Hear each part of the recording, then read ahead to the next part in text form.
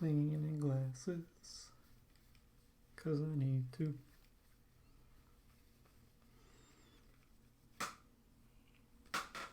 Yeah, not quite.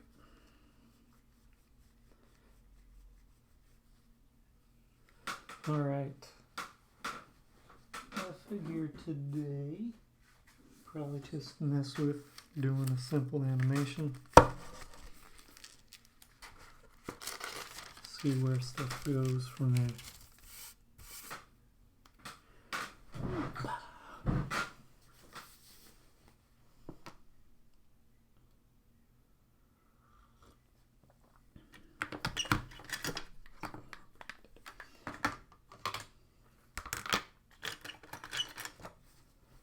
Just get a basic face going.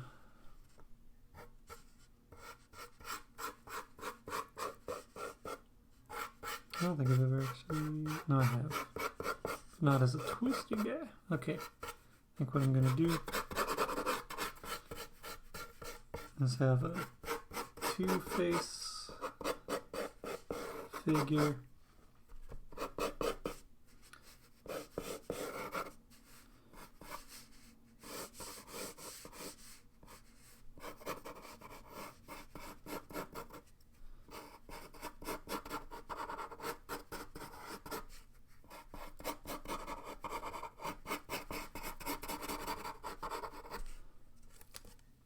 Zoom in a little on this guy. Have a two-face figure.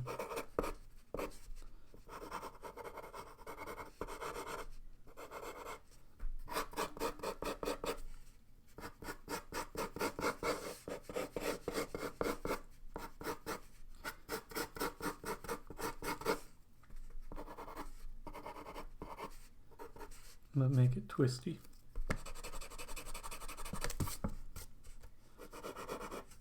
So this time around, I'm actually going to try and do some keyframing sort of stuff.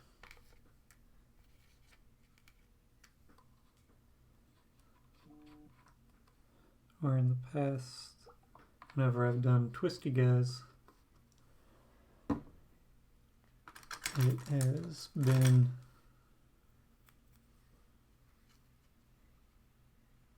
just one face or one nose is the main element.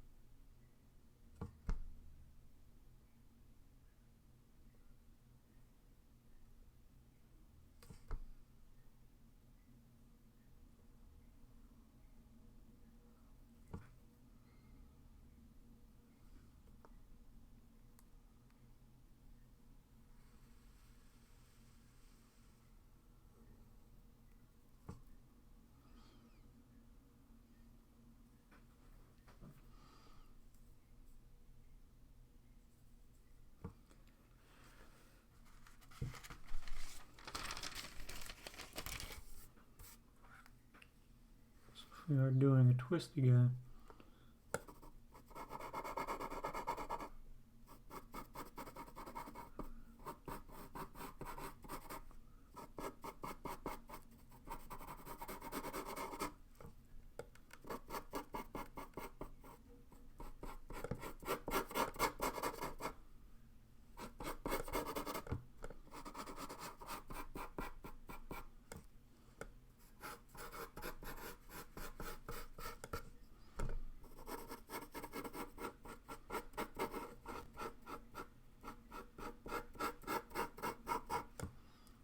Conceivably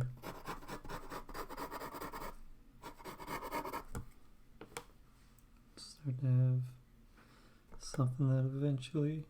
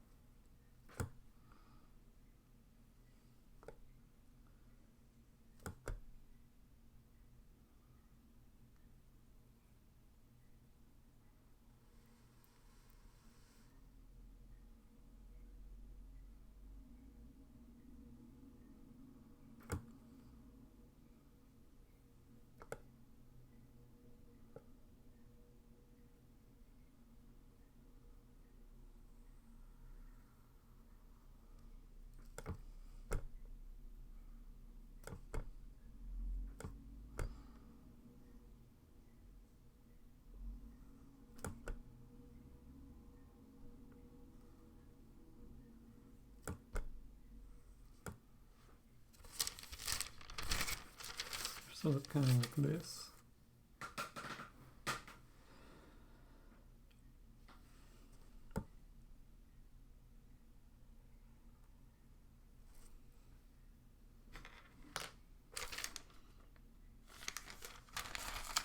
I can do it. Okay.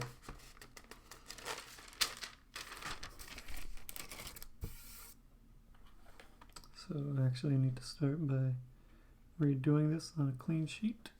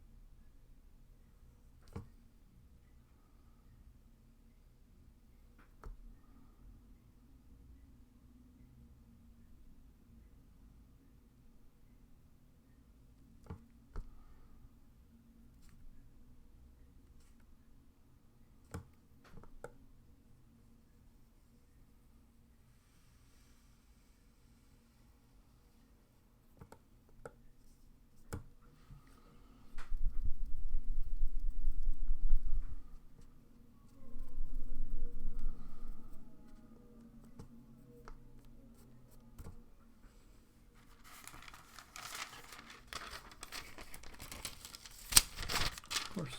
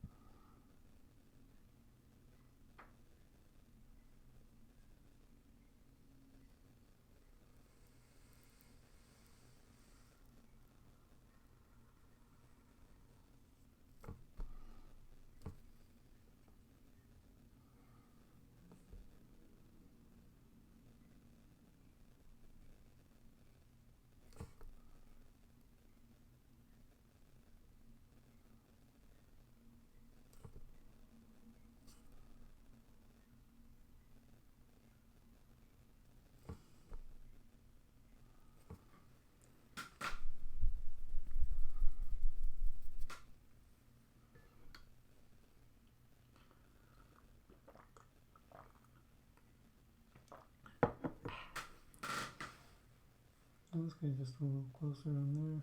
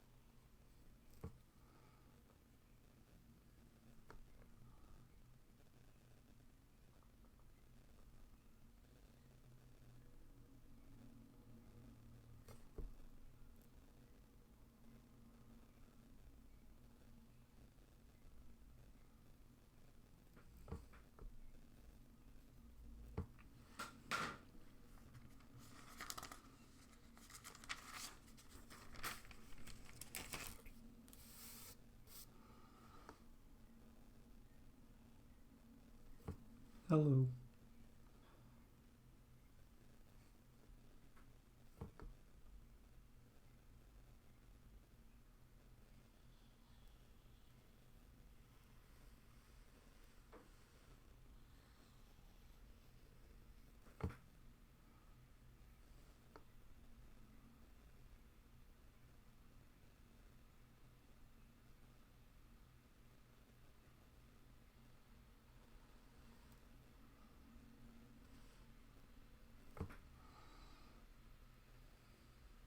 Hello. Oted. Moira. Morea.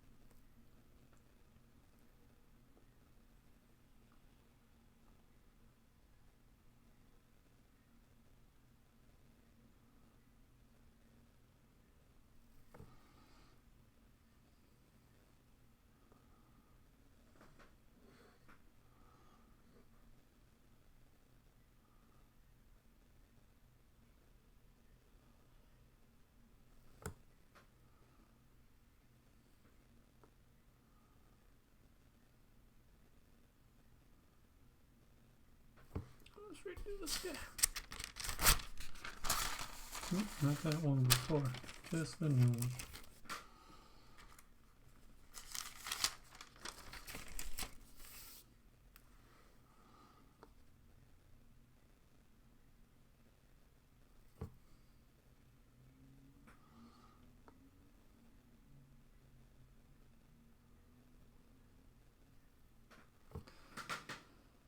Hello.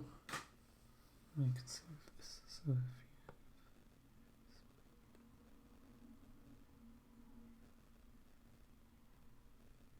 okay.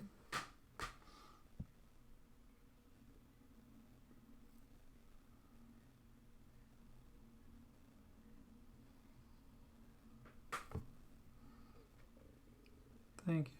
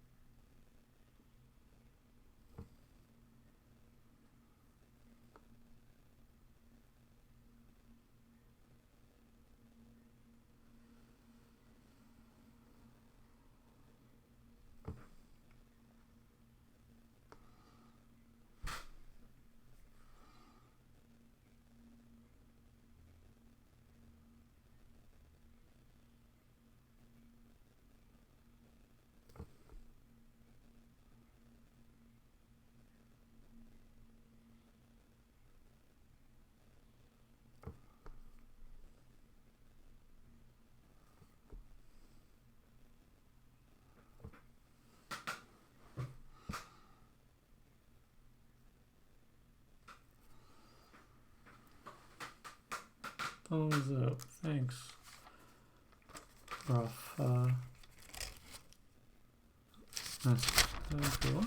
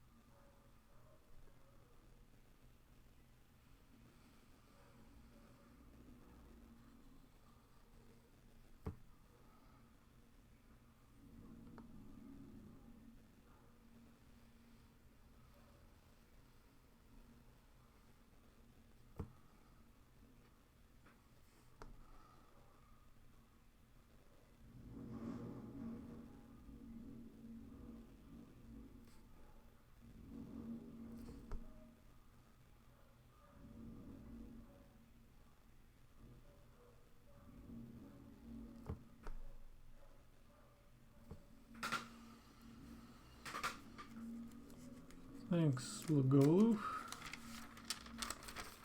Lagolu. Lagolu.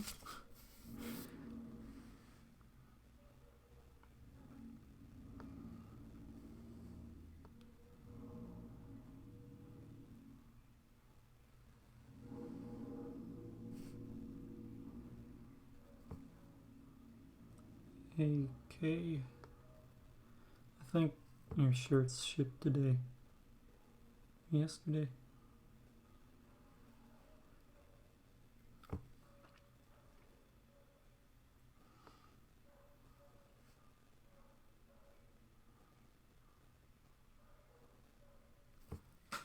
Nice. Hope your clay things are going well.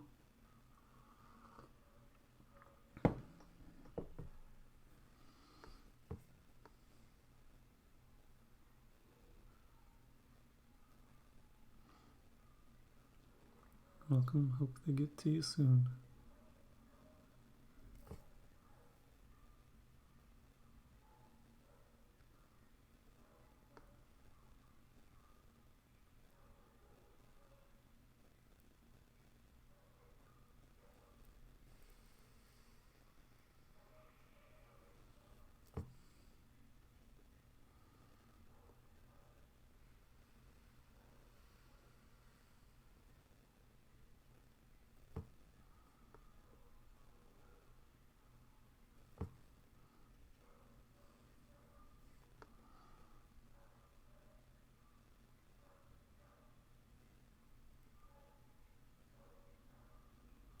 Never messed with enamel as like a, hey Amy,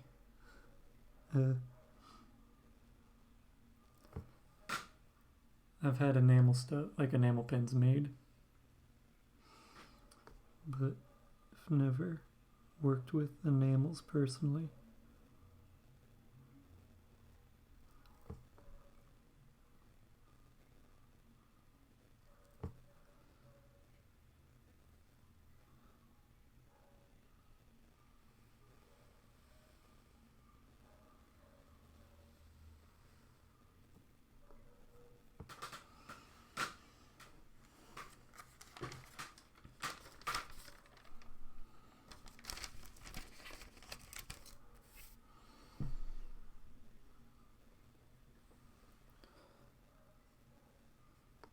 Glad you enjoy it. Let me check that I am. Okay, I am recording.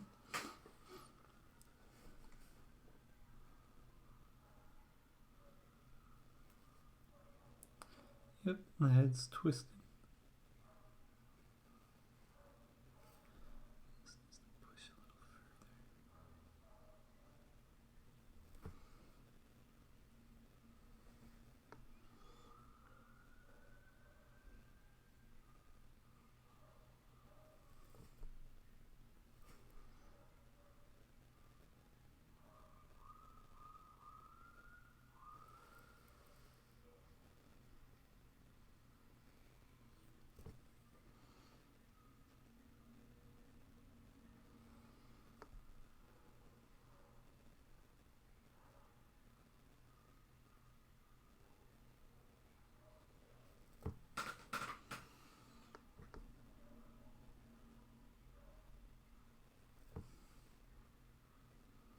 I'm glad you enjoy it.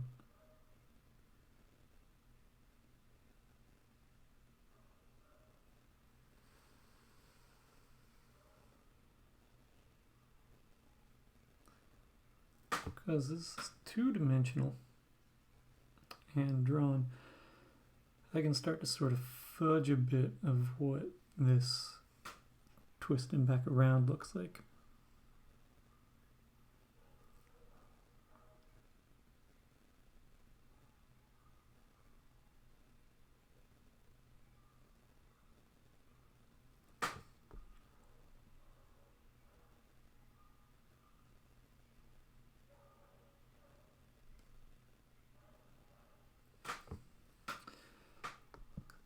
Sort of imperfect.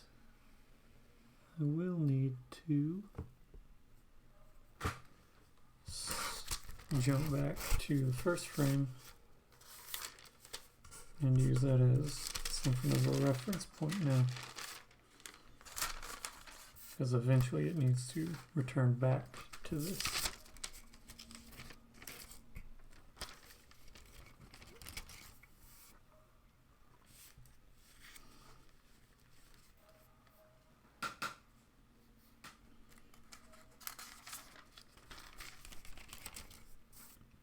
So in this twist and repeated motion, I've sort of shifted things down a little bit accidentally. So now when I come back into this guy, I need to start to, I'm not sure. This one might end up being like 24. I don't know. This is one where I don't have a set plan.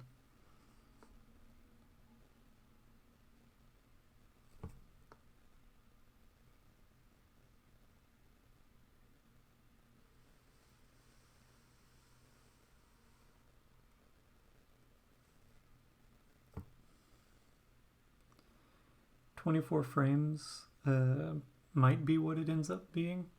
It sort of seems like it might be based on sort of the pacing that it has at the moment, but I won't know until I get a little bit closer.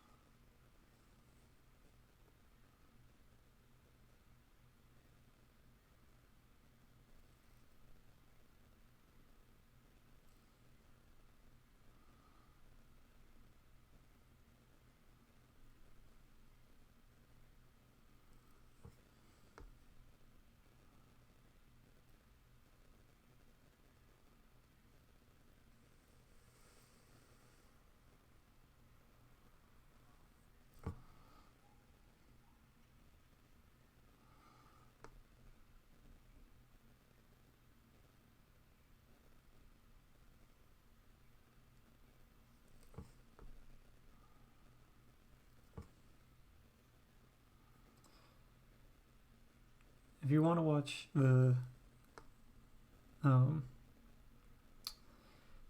can also watch them real time. I've been uploading them to YouTube after the fact. It sort of gets to two of the worst parts of this format, which is that it's slow moving, but you won't be able to interact with anything.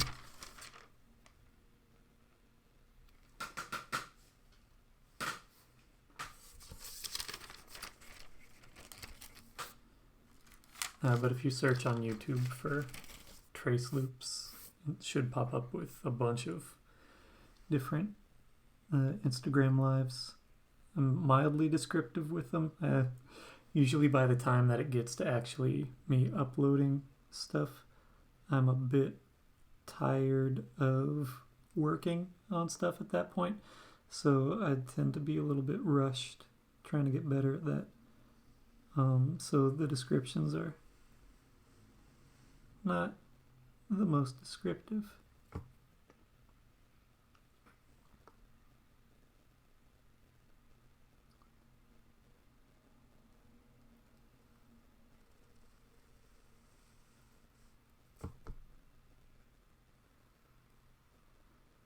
There's like, I don't know, over 24 hours worth of footage there that you can skip around if you want to see stuff happening in real time, but also want more control over the pacing of it.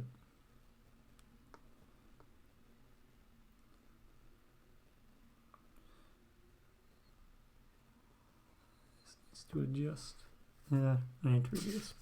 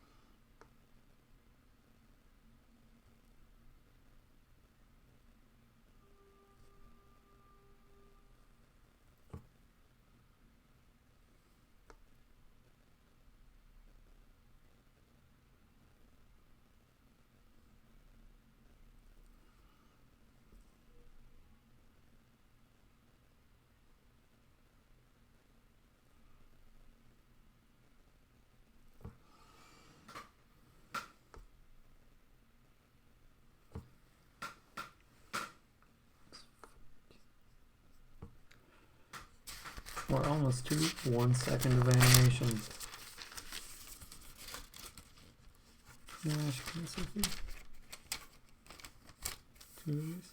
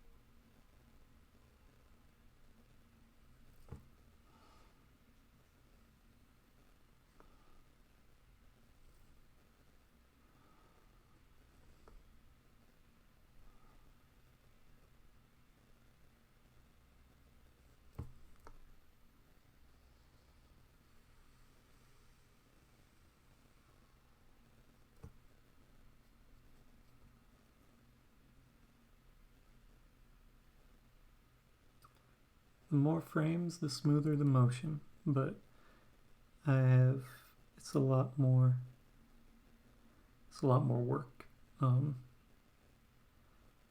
And with the sort of looseness of how I tend to work, it looks super jittery if I try to do too many frames. This is actually going to be about 15 frames per second.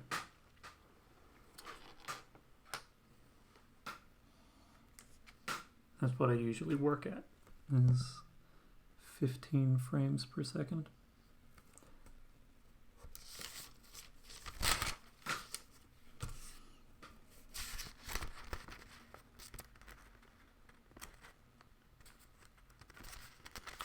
And traditional animation is a mixture, but usually animate on the twos, meaning that you would animate about 12 frames per second. And that phrase is referencing that you'd have film would be 24 frames per second, which is the number of exposures of frames of a 35mm film. And that would be playing back per second. And animating on the twos would mean that you'd expose 2 frames of that 24 frames per second film.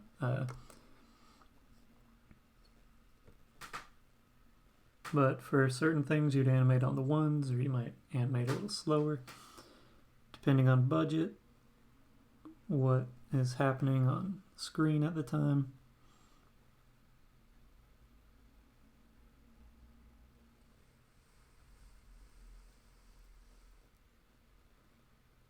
Now with digital stuff, the frame rate's usually based around 30 frames per second, which is why I tend to go 15. I'm still sort of animating on the twos, but it's with a different sort of base frame rate for how most people work and what video you see for playback and such.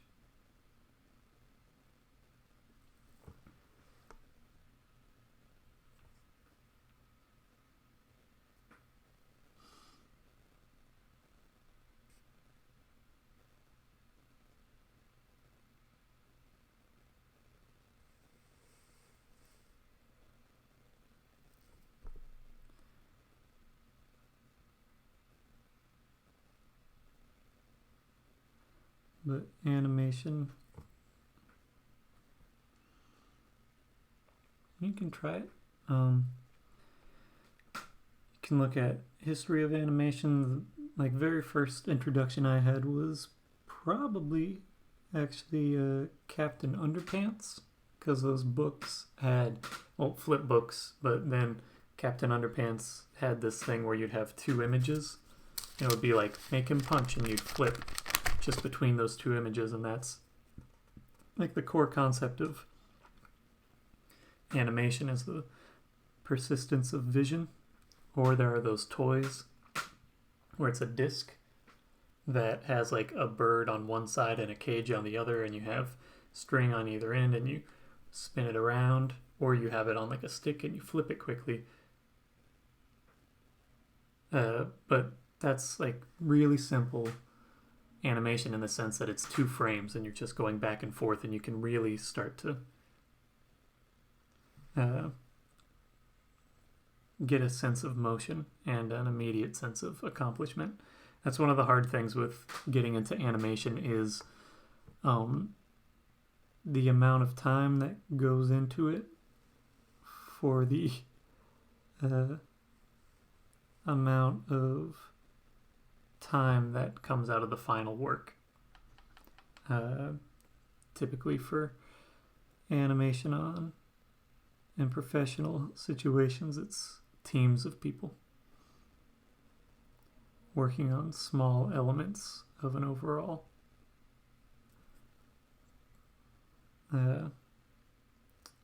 process. And it's not one person doing all the elements. You just would work on a small facet. And it changes with 3D animation what sort of responsibilities different departments have. You still have a lot of similar parallels, but you have a lot more engineering stuff that's being done in 3D animation.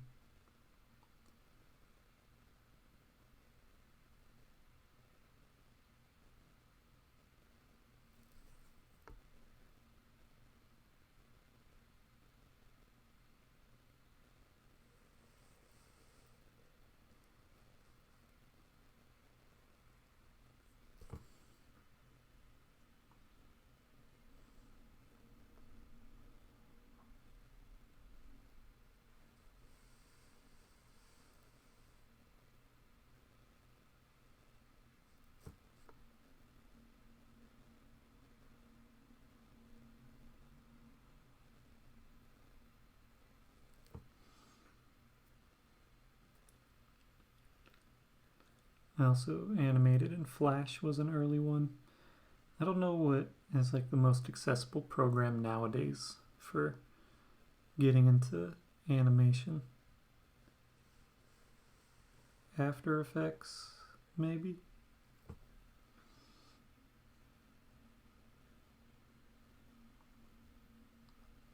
That's going fine, Adrian.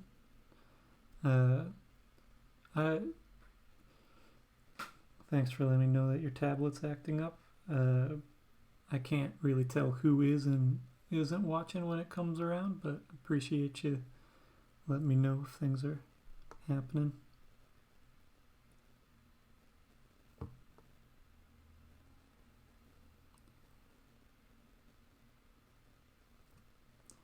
How are you doing, Adrian? Animation shares a lot with the history of film, because animation sort of does proof of concept for film and video.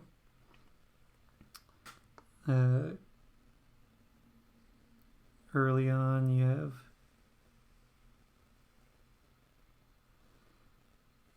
stuff like the zoetrope is one that a lot of people start into. Okay, I think this next one has to go down.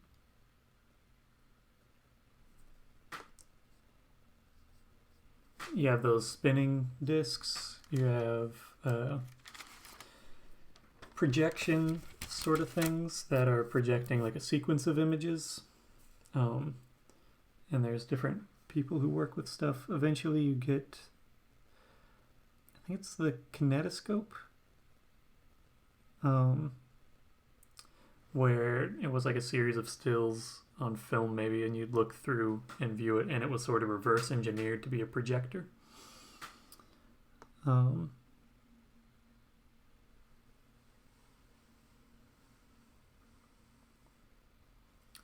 Praxinoscope. Flipbooks actually came a little bit later than you'd think. They're predated by some other more complex tools. You've got phenakistoscopes. And then early on for animators, you have people like Winsor McCay, who he drew a cartoon. It's like Little Nemo, I think is the name of it, but some of the earliest animations were done by cartoonists, which makes sense because you have to redraw things over and over again the same way, which cartoonists do.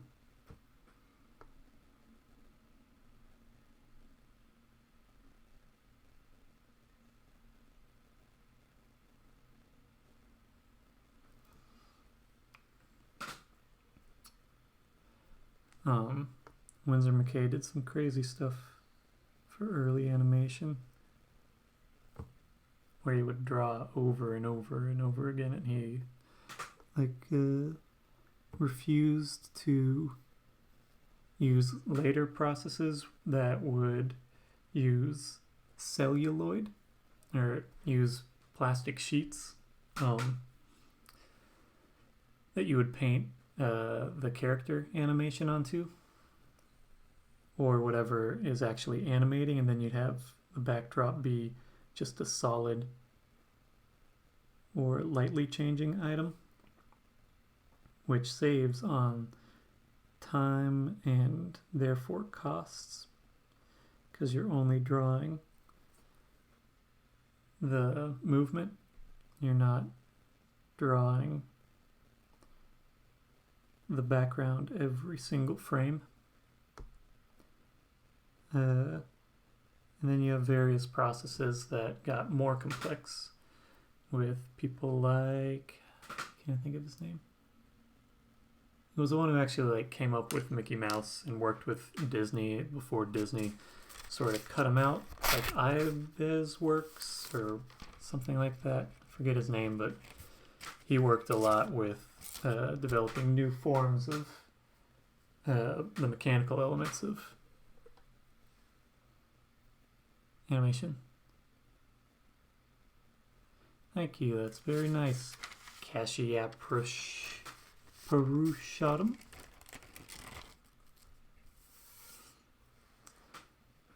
Disney switched with different processes over time, but some things that were used like in some Popeye sort of cartoons and such, they might have an actual physical background where it would be like maybe a painted backdrop, and then that would be on some sort of mechanical, let me do this a Sharpie, which is some sort of pen because it doesn't pop up. It would have like a physical backdrop, maybe, that's of a certain length, and that would just be a painted flat. And that would be on one track that's moving. And then they might have physical elements on a different track that moves at a faster pace. And then you might have multiple layers of things, or these might be panes of glass. And then you'd have the animated cell hanging somewhere in the mix as well that would have some mechanical element that would hold it in place as it was moving along, with the pegs on here. and you would advance it a certain amount of distance, photograph it, then replace this character still with the next frame of the animation. Depending on what is happening there, you might have some elements, multiple layers of that celluloid as well, where one reason all the characters in Scooby-Doo, they all have turtlenecks. Like Velma has a turtleneck. Fred has an ascot.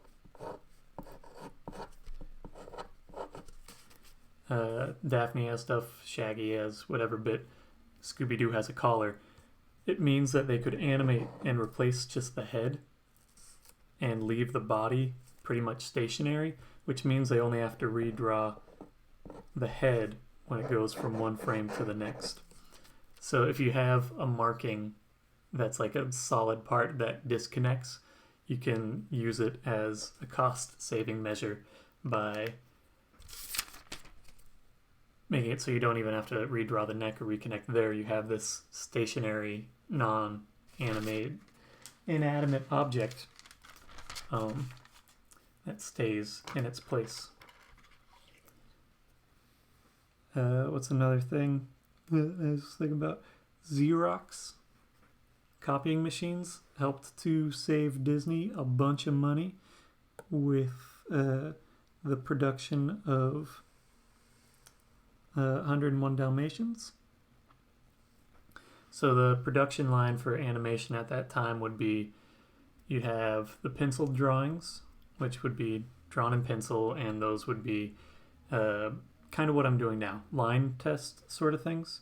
And then after that, you would then have people who would outline it onto celluloid.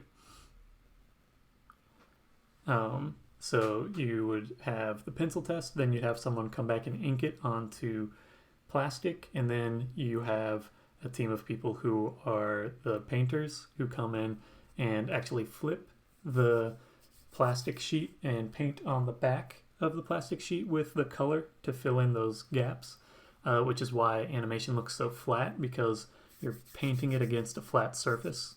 The reverse side of those cells look messier and have the texture of the ink. But with the Xerox copier, they were able to transfer the pencil tests directly to the plastic, which is why 101 Dalmatians has much harsher lines, a little bit sketchier, pointier lines, because those are done with a hard, dry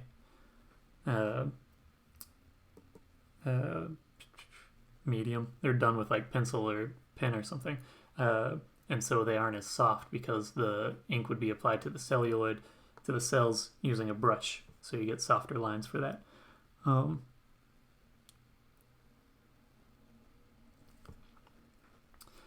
For planning and visualizing motion, I think about how it would exist in a physical space as something I'm more likely to do. In the past, I have also tried like physically making something or taking paper, tearing it, stuff like that. Or using clay to just see how something twists, because sometimes it's hard to conceive of. But I think I can visualize things physically in my head pretty well.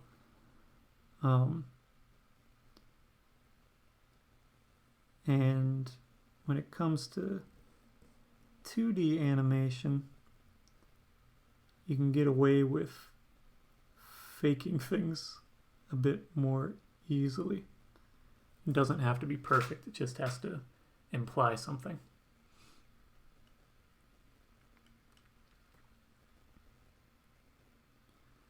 Okay.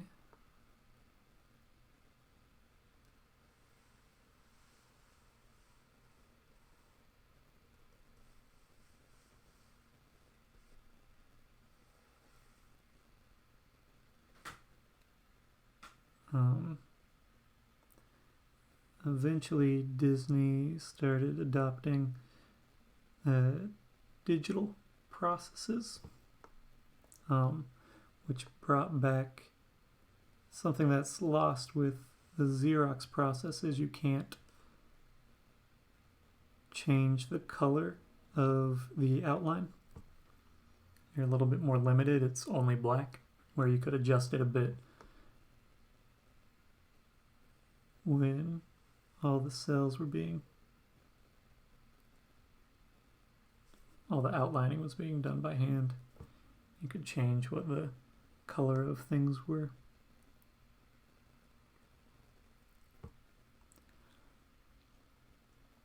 But with the bringing digital animation back into the mix, you started being able to do those those isolated colors again more easily.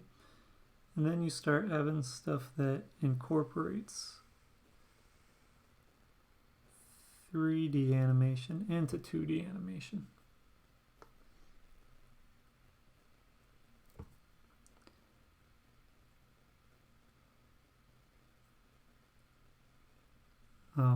For this one, I kind of think about a barber pole. It's probably the visual that I'm getting most. Or something just wrapping around an item. And what implies that change in space. I think working in clay at different points in time has helped me with these sorts of animations where there's playing with a physical placement of something and the movement. This is 20.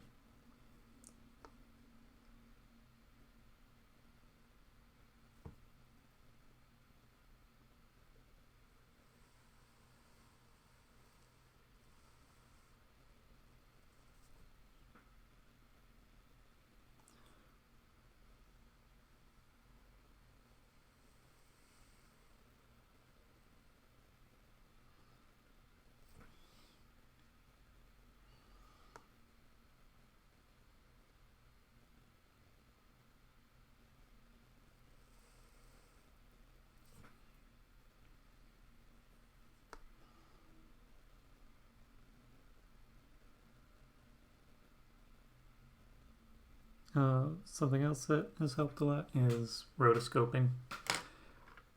If you trace over live footage,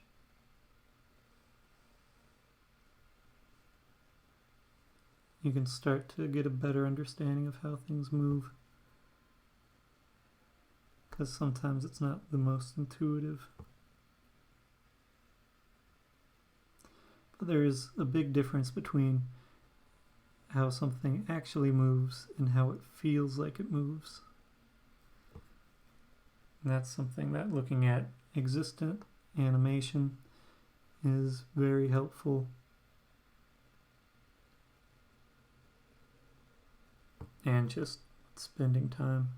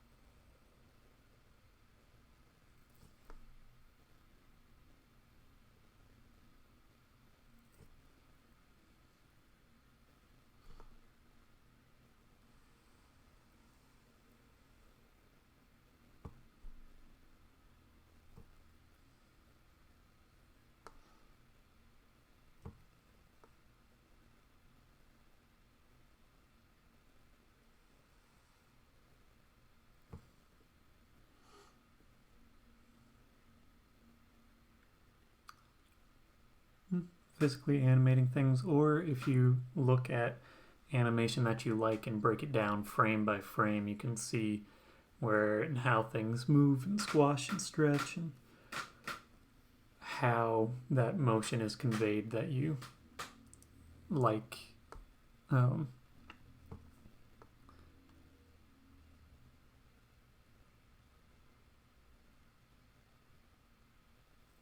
There's a lot of work that exists in the world.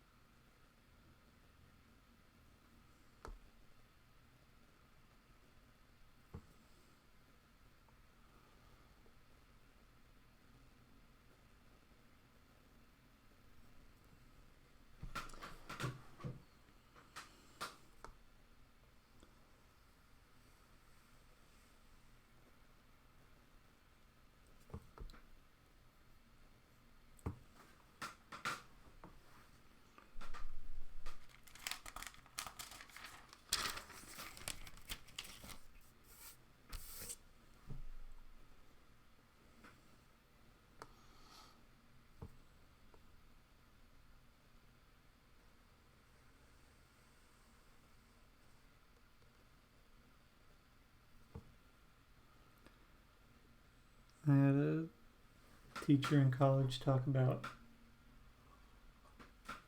copying existing work, and that it was like people sometimes frown upon the idea of like going in and copying a master's work.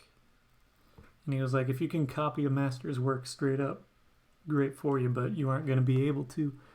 And it's just a good way to learn. And the idea that like you can't learn by trying something. That sort of stuck with me in some way. It's also something where like if anybody ever imitates my work in some way, shape, or form, it's just sort of like, cool.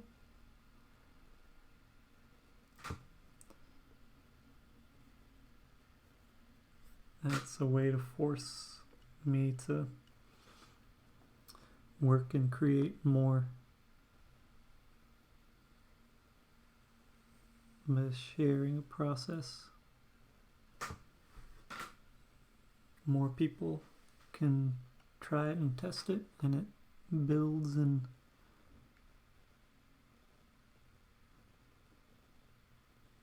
the process as a whole gets better.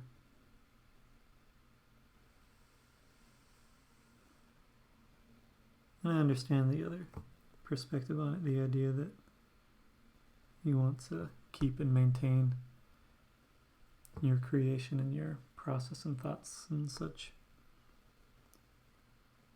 But that's not how I've sort of conceded.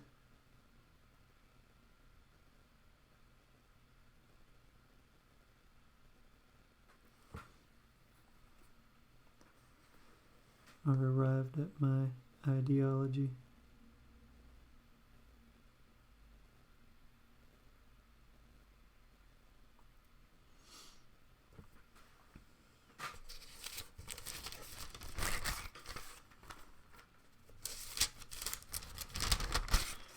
Might end up being 30 frames, which means it'll be 2 seconds of animation.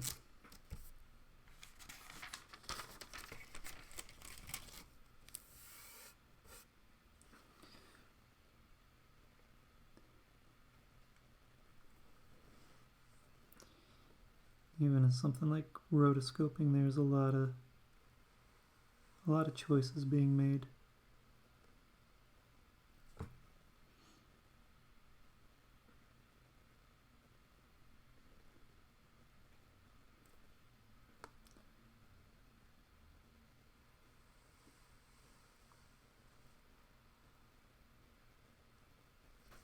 Did I not?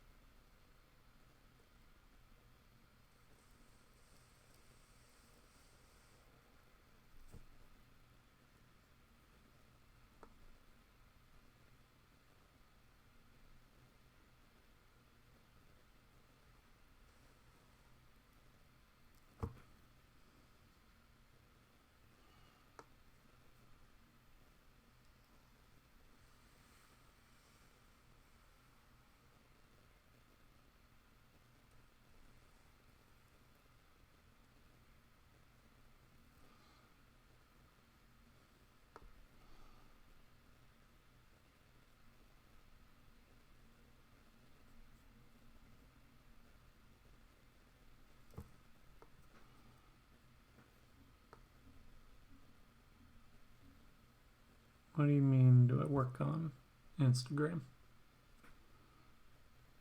I don't work at Instagram. I have work that I've done that exists on Instagram.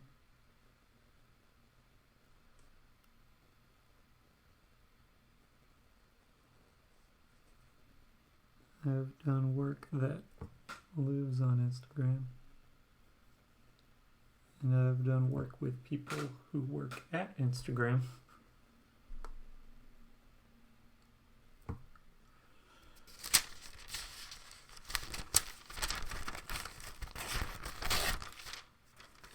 I don't think I've ever been paid directly through. Oh, you can buy work.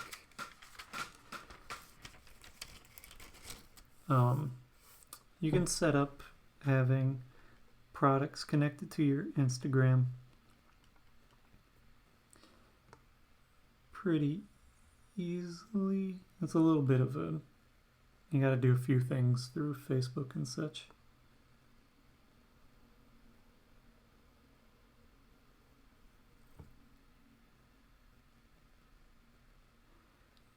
You can build out links. There are tools within Instagram and Facebook as a large institution.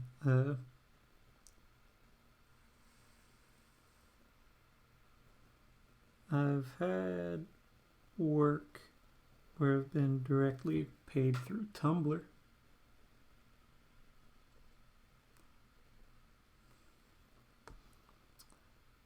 But never directly through Instagram.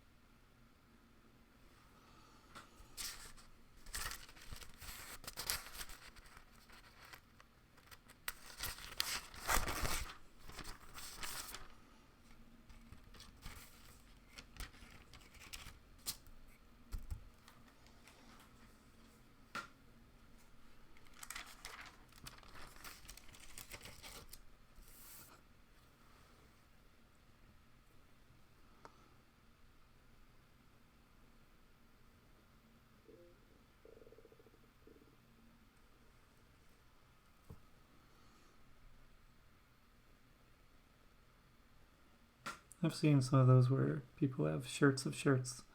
And I made shirts of me wearing a shirt and then animated boom, boom, boom, boom going down.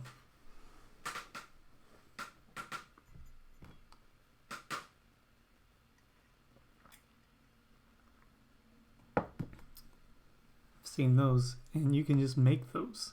Just take a photo, put it on a shirt.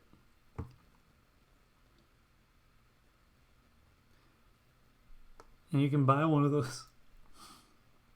Get a shirt of me wearing a shirt, of me wearing a shirt, of me wearing a shirt, of me wearing a shirt of one of my designs.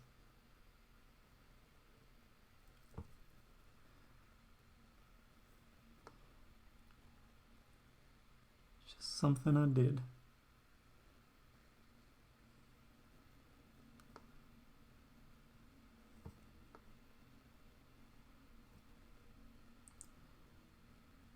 It was an actual. I can grab the shirts. I've got like 3 of them now. Let's see. Those will be on this side, I think. There's the first one. The second one.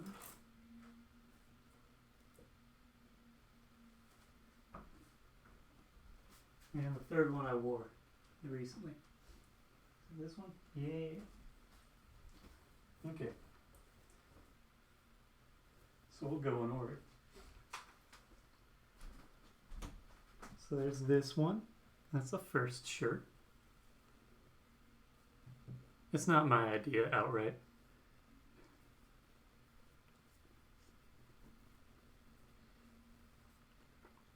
There's the first one. And then here's the second one.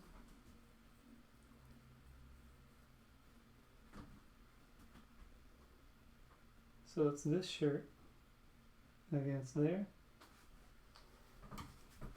And then that shirt. And now I have a photo. I ordered a shirt of those guys.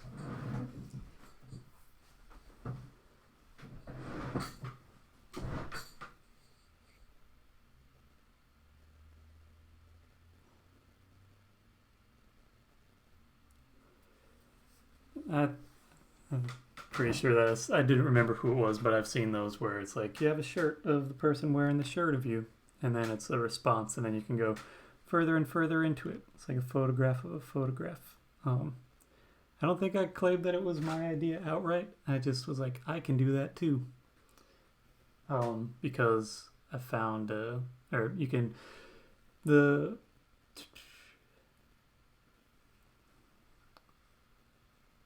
other people can do it. You can have a shirt of you wearing a shirt. It's pretty accessible. Now that direct garment printing is more a thing, and if you're doing a one-off shirt, that's what I've been doing for my recent shirts, because I don't sell in large enough quantities to be cost effective with getting screen printing done, because most places have a minimum order of 30, and then you have to have 30 of those shirts. But with direct garment printing, it functions as opposed to screen printing, where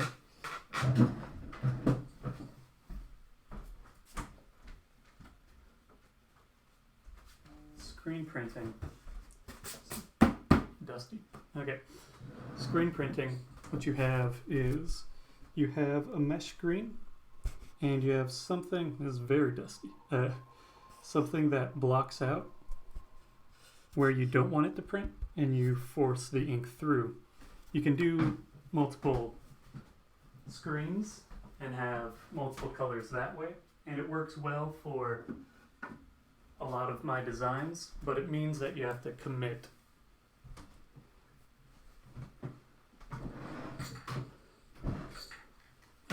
the process of getting that screen set up, which can be done a few different ways. And so there's a lot more process in setting that up.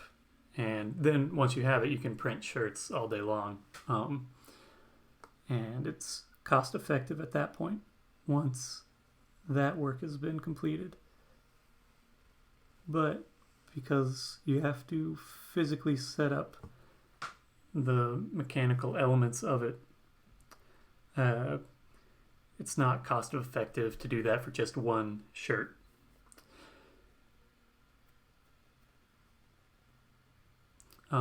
So the more recent things that I've been doing, I've been using a third-party service that does direct-to-garment printing, which is a much more expensive initial setup for the machinery that's required for it.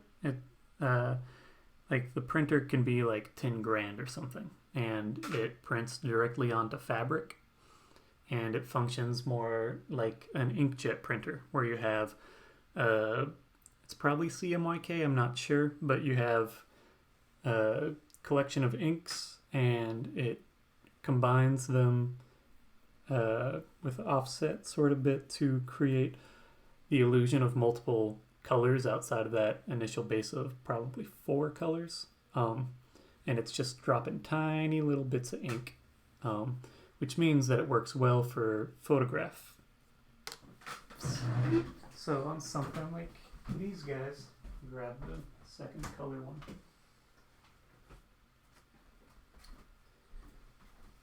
And be careful because I got ink everywhere. You don't have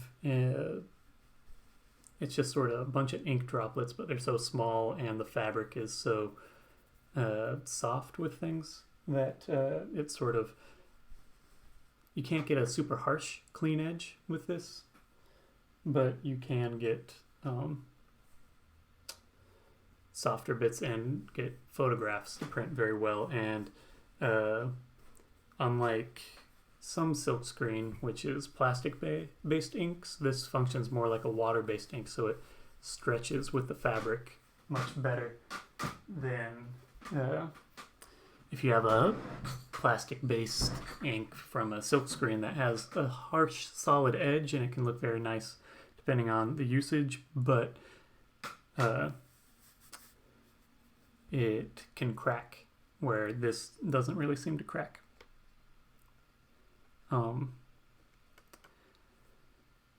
So each shirt, you can change what the file is that's being printed much more easily.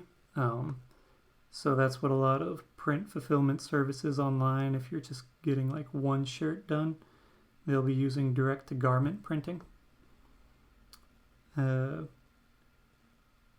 which if you're ordering a shirt that's one of the designs that I'm doing while live streaming, those are direct-to-garment printing. And I'm not the one pulling those, which is why they're priced a bit lower. My profit margin, much lower. But the amount of time that I have to commit to each shirt, much lower as well. And also, they handle the shipping, which is nice because it's just a bit more passive of an income. It's not a crazy amount, and I don't sell in the numbers that make it super profitable, but the hope and idea is that if I get an understanding of a following enough with this sort of deal, that people are invested in the relationship between their experience with watching and seeing this sort of thing, that there becomes a more lucrative element to possibly collecting shirts over time. And I leave designs up in my store for 2 weeks, maybe a little bit more, maybe a little less, depending on, or no, it might be just a little bit more if I'm not actively creating new designs daily, which I've had a couple days since I started where I wasn't able to, and so it just is cycling through in that way. But if I create designs and there's a sense of like timeliness to it, or delay, or like getting this design while it's still available, hopefully that can build into something. But I don't have as strong of a emotional connection for a lot of people, because I try to make work that has some degree of anonymity to it, or just sort of like process based a lot of the time, and so people have less of an emotional or story sort of narrative connection to my work unless they spend time with me in some capacity. I find that people are more likely to purchase things from me if they meet and talk with me in person, because I like explaining process and stuff like that, and it can help build some appreciation for what it is that I'm actually creating, a little bit more so than when it's just, here's a shirt, which I'm more comfortable doing that. So it's a push and a pull, but learning and building and seeing how long it goes. Also, I don't lose any money outright in designing new shirts every day if the process is just I upload a file, then I don't have to pay a company or a printer or lose supplies. Like, well, I always have ink, but this ink is it goes for more and a longer amount of time, and I'm creating a promotional sort of tool.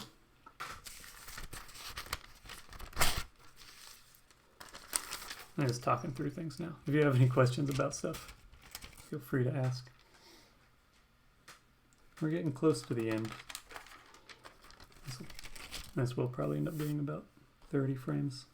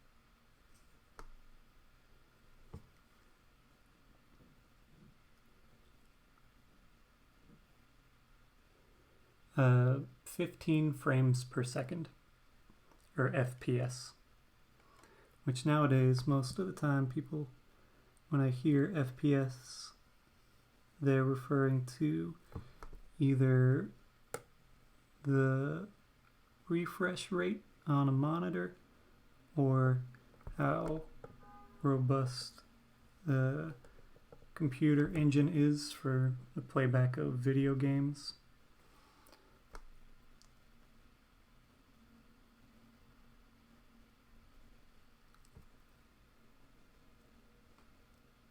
It doesn't always have to be 2 seconds long. That's just what I typically work at, is 15 frames per second. A lot of folks do it at about 12 frames per second. And that comes out of the relationship to film, because animation would have been exposed onto film, on 35mm film, and so it was just working from that tradition of 24 frames per second.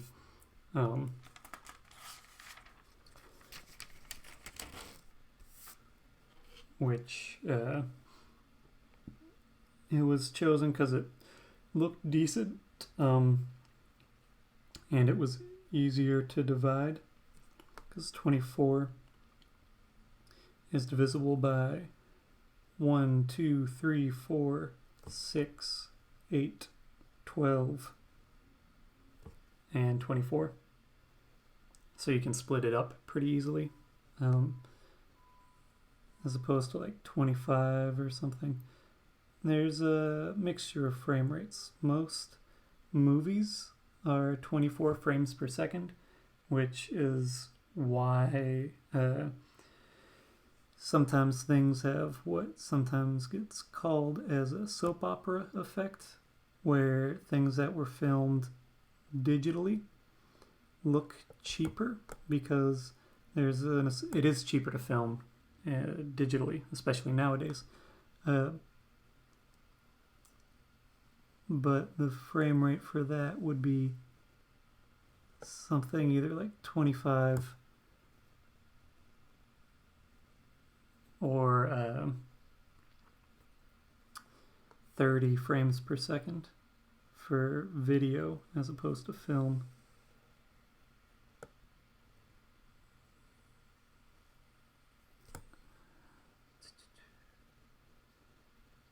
But it's actually more information, but it looks less cinematic because it was filmed or recorded digitally to video. With 24 frames per second, you end up with a lot more motion blur. Things sort of move a bit differently, sometimes a bit softer. But it means that you can also have different exposure because the amount of time that's being committed to each individual image that's being captured in sequence. If it's a lower frame rate of 24 frames per second, the amount of light and exposure that you can put on each still is greater. You also can play a bit more with what the shutter speed is, how long the camera lens is open.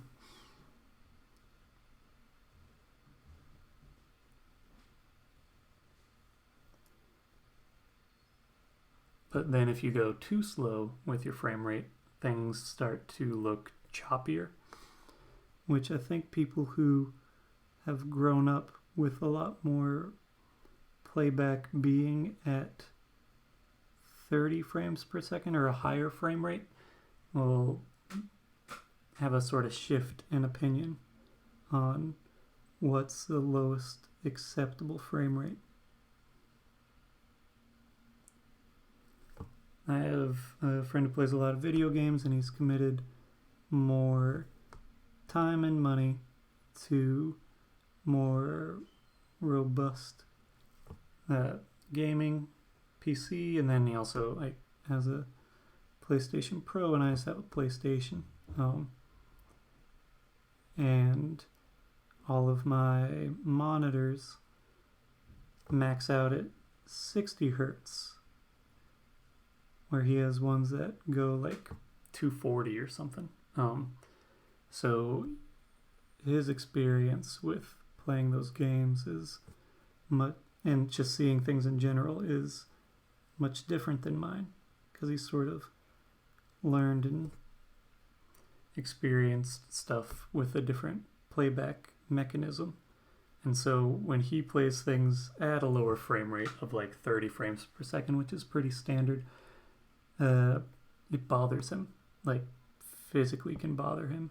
Can like get headaches or feel a bit disoriented by it because it seems floaty and like not enough is happening. Where for me, I get that sort of a bit disoriented when I watch things that are playing back at 60 frames per second or a higher frame rate. Things look wrong. And so whatever you're trained with affects what your understanding, experience, and what your preferences are.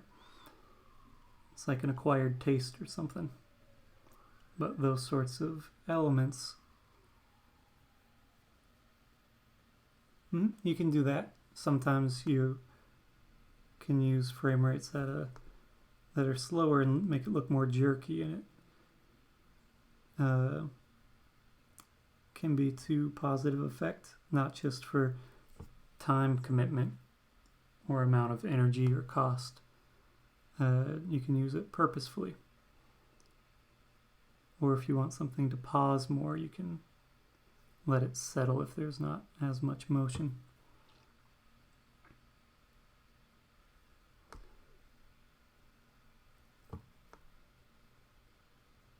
There's a lot of background work that goes into any sort of motion-based media.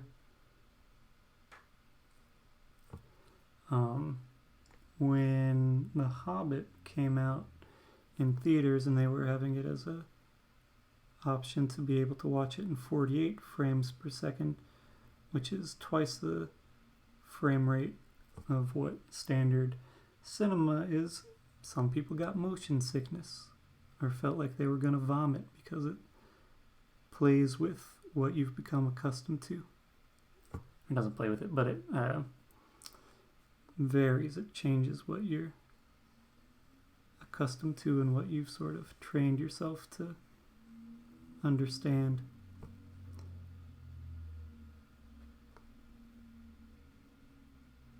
What was I thinking? In the UK, and I'm not sure about the rest of Europe, but a lot of the playback on television programs is 25 frames per second. And that comes from the fact that AC current, alternating current in the UK is at a different frequency. So I'm just gonna, for the sake of having some time lapse later, go through this frame by frame as the outlines, and then I'm going to work on filling these guys in.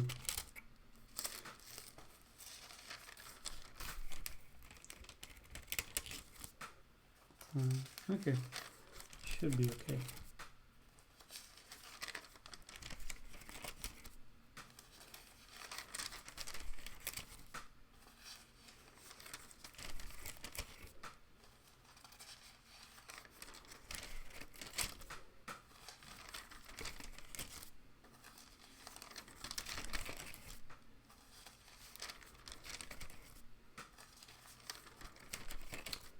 But in the States, the base frame rate is 30 frames per second for television broadcast.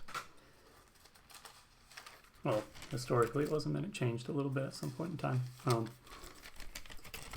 But that is because AC current that's pumped into homes is at 60 hertz. That's 60 times that it alternates per second. And in the UK, it's 50 hertz. So in both locations, they just cut those in half. I don't know if nowadays you could probably have a broadcast frequency that's high enough fidelity to convey the information in such a way that you don't need to have those frequencies, but the fidelity of broadcast frequency in years past, probably not high enough for those. Let's see which one's in a better state. I think this one is. Now it's time to fill these guys in.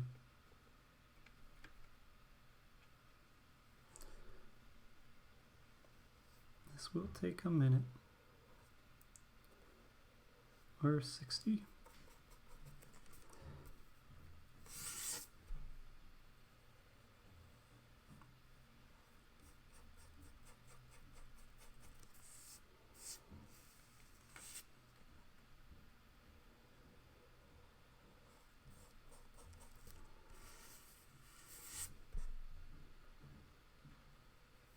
Okay, now I'm going to zoom out.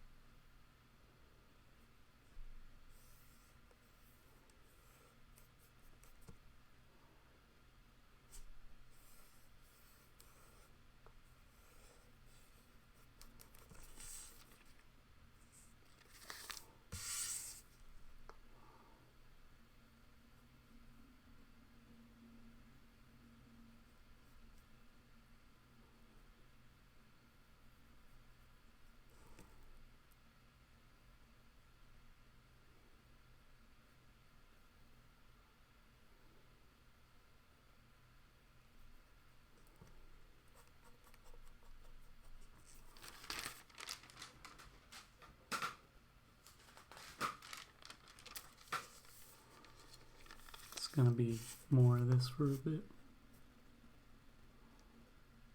This is frame 6.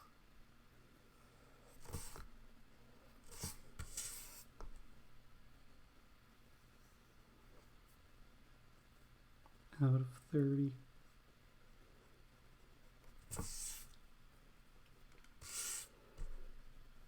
So once this is done, I'll be 20% of the way.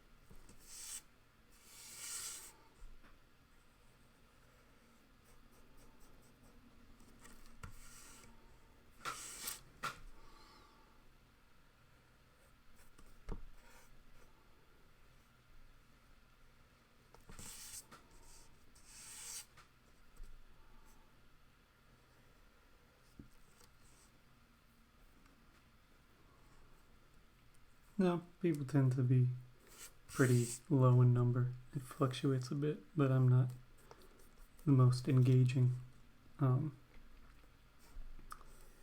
Also, it's a daily thing, so it's a mix. It's weird to try and figure out how best to attract large numbers of people. What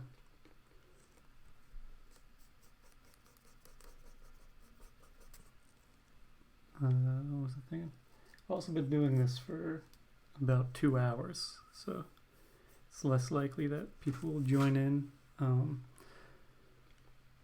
A good portion of my followers are based in the United States, and I've been broadcasting like middle of the workday,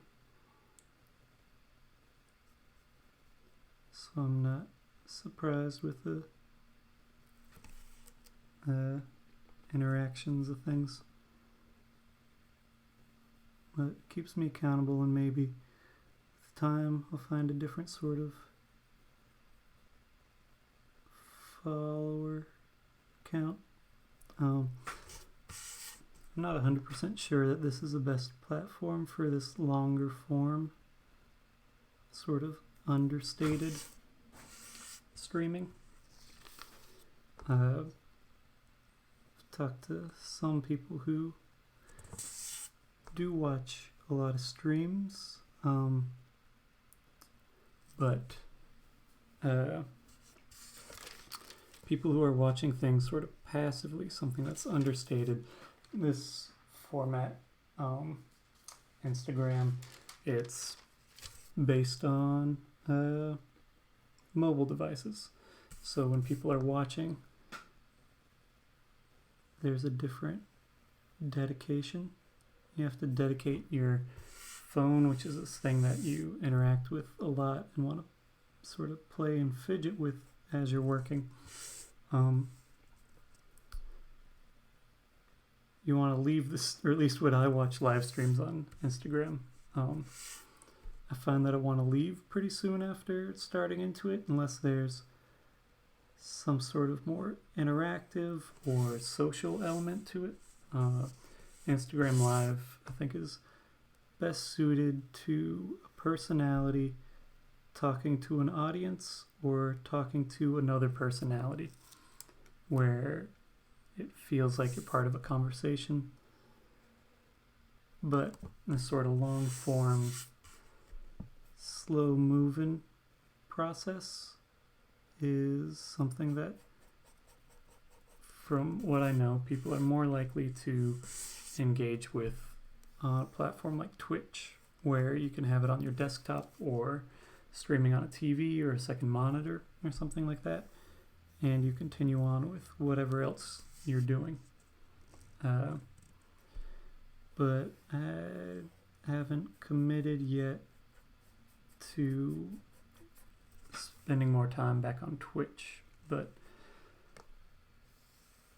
it's harder to sort of, there aren't as many art channels on Twitch that aren't centered around, there's some, I've seen some of, there's that dude in New Zealand who does wood carving, but there's a, that sounds me if I were to say there's a novelty to it. There's a little bit more of a personality involved and process that's a little bit more one-to-one, and a curiosity about it. Where this in being, I'm glad. And thanks for buying shirts. You've bought a number of shirts.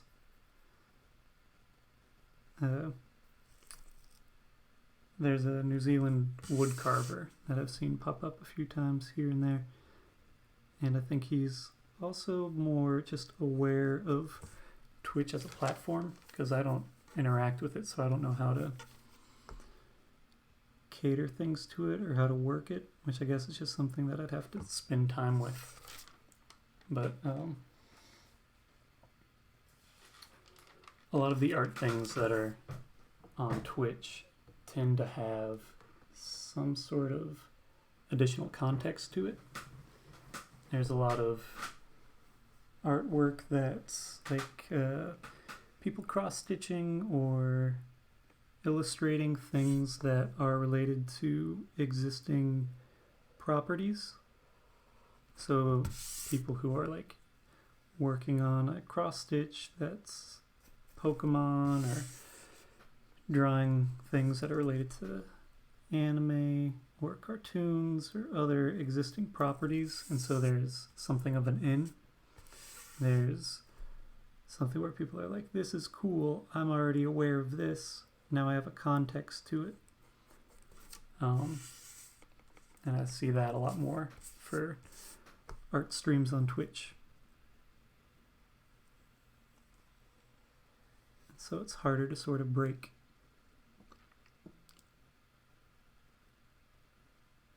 Adios. Thanks for watching.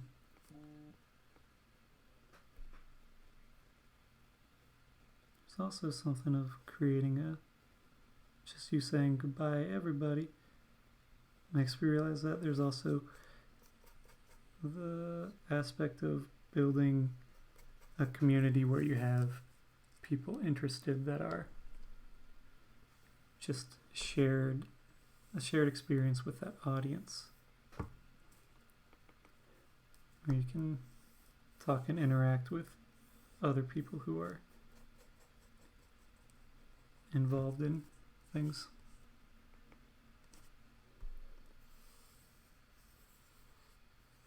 It's getting close to dinner time in the US.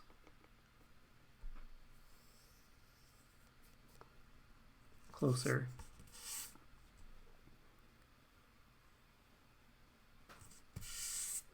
I'm sticking around until I get this done, which won't be for another little bit of time. This isn't the most complex to fill, but it's decent sized. And so each still takes a minute or two, which adds up.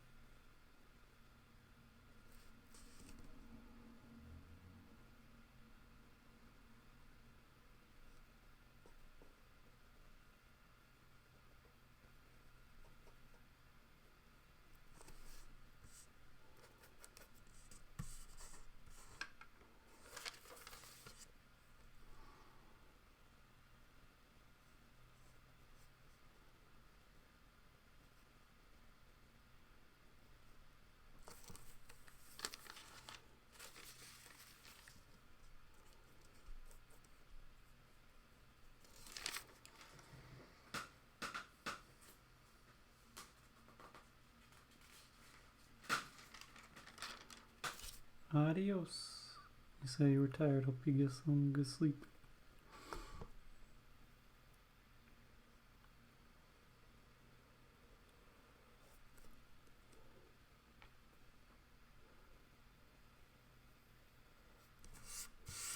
Mm-hmm.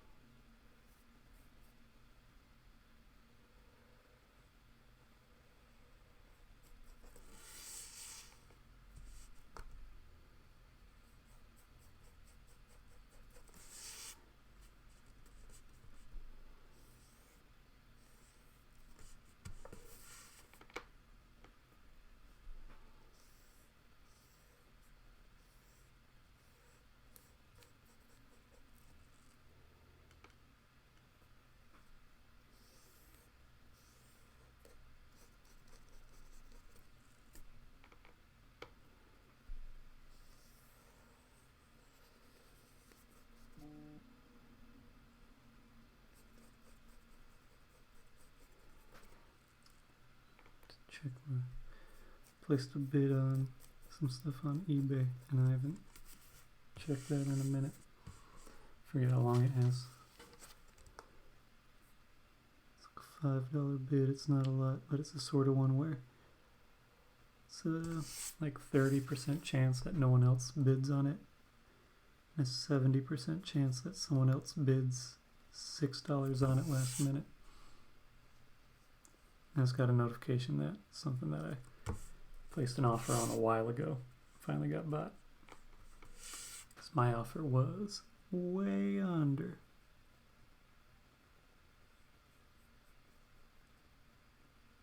Because I did not need the thing. I wanted the thing, but I was like, not paying full price for that. Here's something where if you send this to me, you'll make like $2 after shipping. Person was like, how about $5 after shipping? And I was like, no thank you.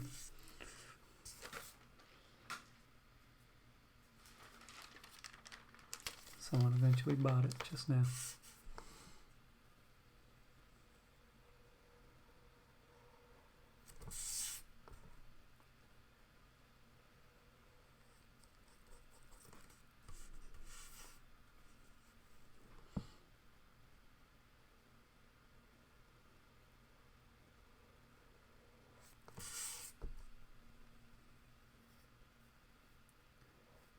Forget specifically what I was actually looking at, maybe using it for. It was an old thermostat, like a dial thermostat. I think I wanted to see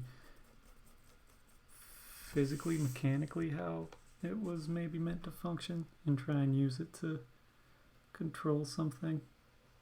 It's like an old dial.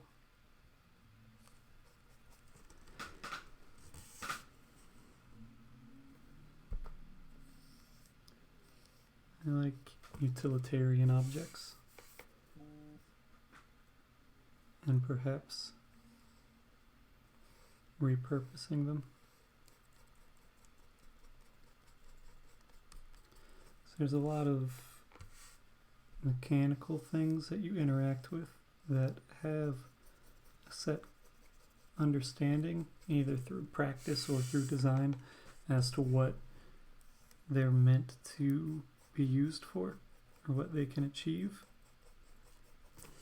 And it's interesting repurposing those utilitarian objects in situations that are either like unnecessarily robust or just less familiar in that context.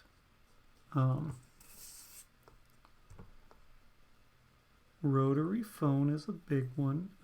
You can use light switches to turn on and off pretty much anything because they're rated for a pretty decent amperage, but you could use it to like turn on a cell phone charger, because all you're doing is either creating or breaking a system or a circuit. Sorry, allowing connecting or disconnecting a circuit. You could even use it for like older electronics if you take them apart. You could have a light switch to like turn on your car radio or something if you have a familiarity with it. Or a camera, because all you're doing is you have some circuit and you're somehow connecting or disconnecting it, completing or incompleting something. And sometimes there's wiring and stuff that I don't know enough about to really get into the specifics of it, because a lot of wires are insulated differently depending on what purpose they serve.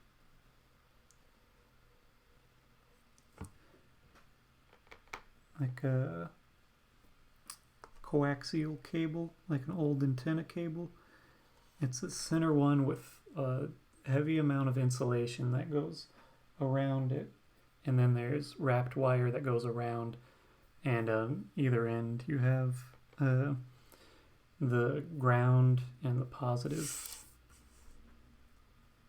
for that signal, because signals can get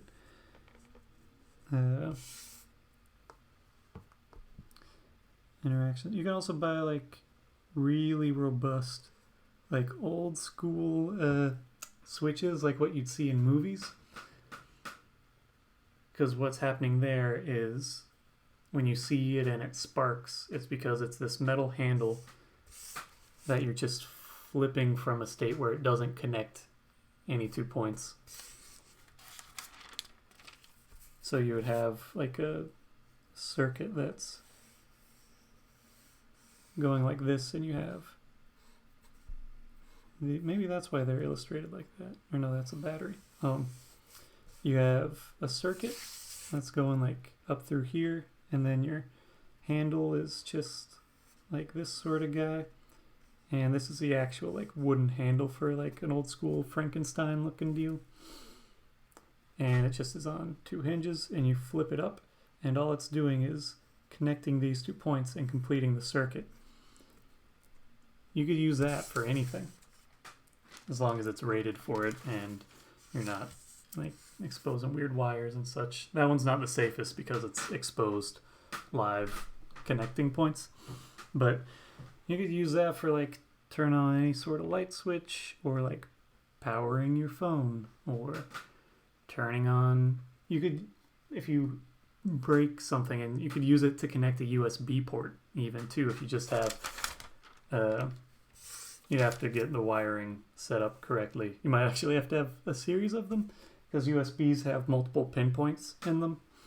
But as long as you're just connecting this broken section with something, you can do whatever. And depending, if it's like a USB power port thing, you're probably only using one actual spot of the pins. I haven't looked into those specifically, but you could even have like a USB port that's separated. Gotta be careful. Separated into the 4 different pinpoints, and have 4 different giant things or light switches where you boop boop boop boop, and it just connects like your SD card or something. It's not practical, and it's overly engineered, but it's functional. And it's fun to play with those. Any sort of dials or switches, things that are very tactile, are really fun to interact with. And if you have stuff that's rated for the amount of voltage and amperage, the amount of current really that you're dealing with, you can get away with it. Also, if you have that basic understanding, you can repurpose various DC adapters for electronics and stuff. Be careful. Work with low voltage if you're testing it. I got into it. I have not hurt myself. Might have gotten like a very mild. I have not seen that specifically. I might have, but I don't know it by your description, Ivan.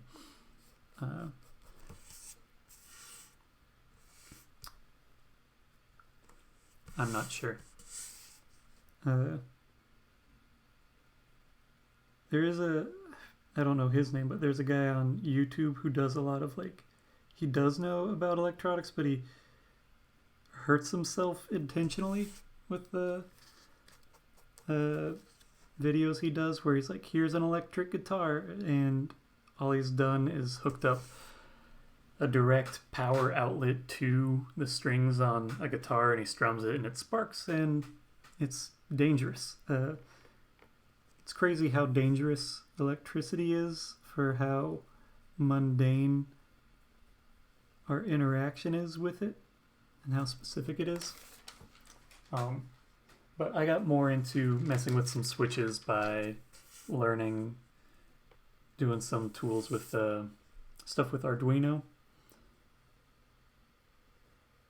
and some LEDs. And LEDs tend to be pretty low voltage. Depending on how many you have, you can really up the amperage, which my understanding is that's the thing that can really hurt you or potentially kill you.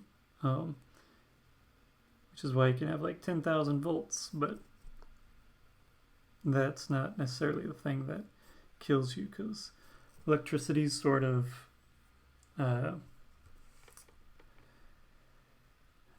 with Ohm's law. I have, maybe this can spark your interest, but you should really investigate and explore. People who have a better grasp of this, please don't start into anything without looking into more safety precautions than what I'm just sort of listing off as I'm going. But there's sort of three primary components to electricity. There's voltage,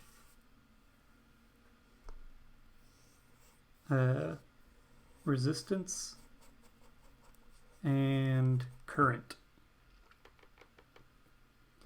And the relationship between them is current, or amperage, is volts divided by resistance, or voltage divided by resistance. I think that's Ohm's law. But a lot of I think all the things that I was watching said that Chinese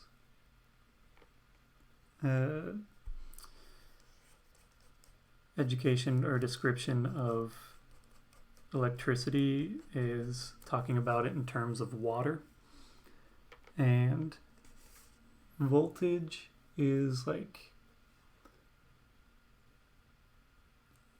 how much water there is, and then resistance is how large the pipe is, and current is how much water is going through actually.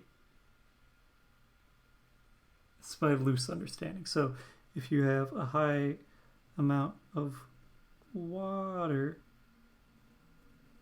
this is not the best explanation. You should really just look it up if you're interested. But I got into a little bit of electronics with using Arduino and Raspberry Pi to control small motors, but motors still pull a lot more current than LEDs.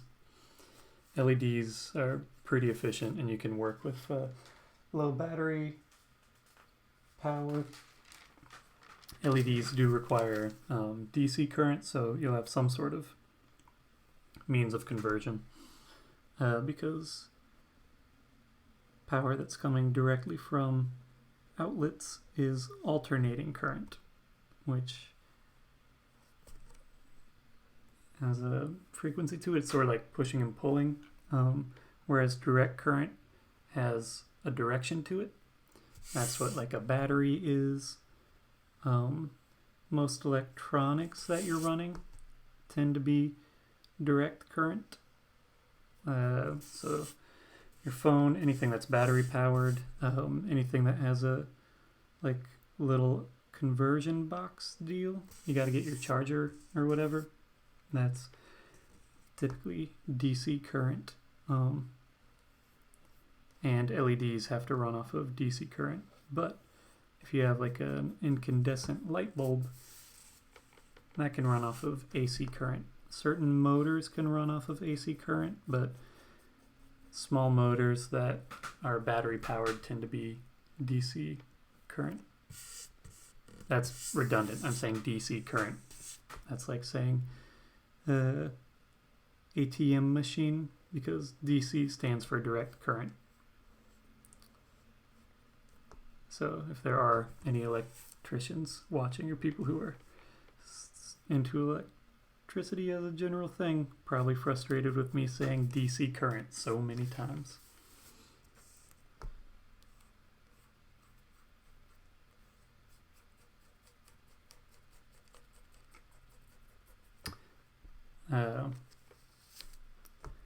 Also something interesting with the shifting of interior lighting, largely going to be LED lighting or fluorescent lighting, more LED lighting, as opposed to incandescent bulbs that have a filament.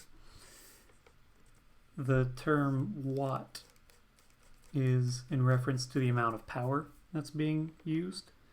It's a unit of power. And so for a long period of time with incandescent bulbs, when you see something like 60 watts, that's understood to be in reference to how bright it is, and it sort of is, but it's actually in reference to how much power is being used, which it's much greater for filament-based incandescent bulbs. They lose a lot of energy to heat because you're heating up a filament and creating resistance, which converts that electric energy into light energy and heat energy. But LED light bulbs don't use nearly as much power. So what you'll see on LED bulbs or on packaging is like 60 watt equivalent, because if you have an LED bulb that's pulling 60 watts, it's pulling a bunch of energy, and it would be crazy bright, and it may or may not just burn out.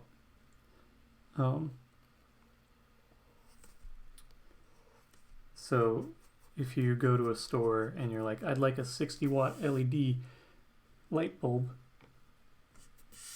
you're going to get an equivalent of it, not actually a 60 watt LED bulb, because the amount of current that's being pulled, the amount of power that's being used by that light bulb is much lower. LEDs do give off some heat energy, but not nearly as much as traditional incandescent bulbs.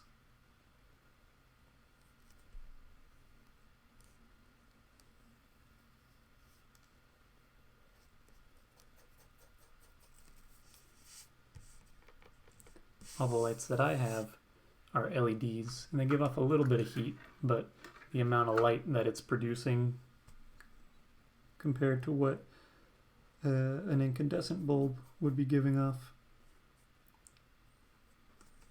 at this amount of heat, it's much brighter. Can also talk about the fact that LEDs tend to be a a different light temperature tend to actually be higher, which is weird because it's a cooler sort of look to it, but it's a higher K rating? I forget how light. It's rated in K, but I forget if that's Kelvin, because it can't be Kelvins. But it's a higher frequency.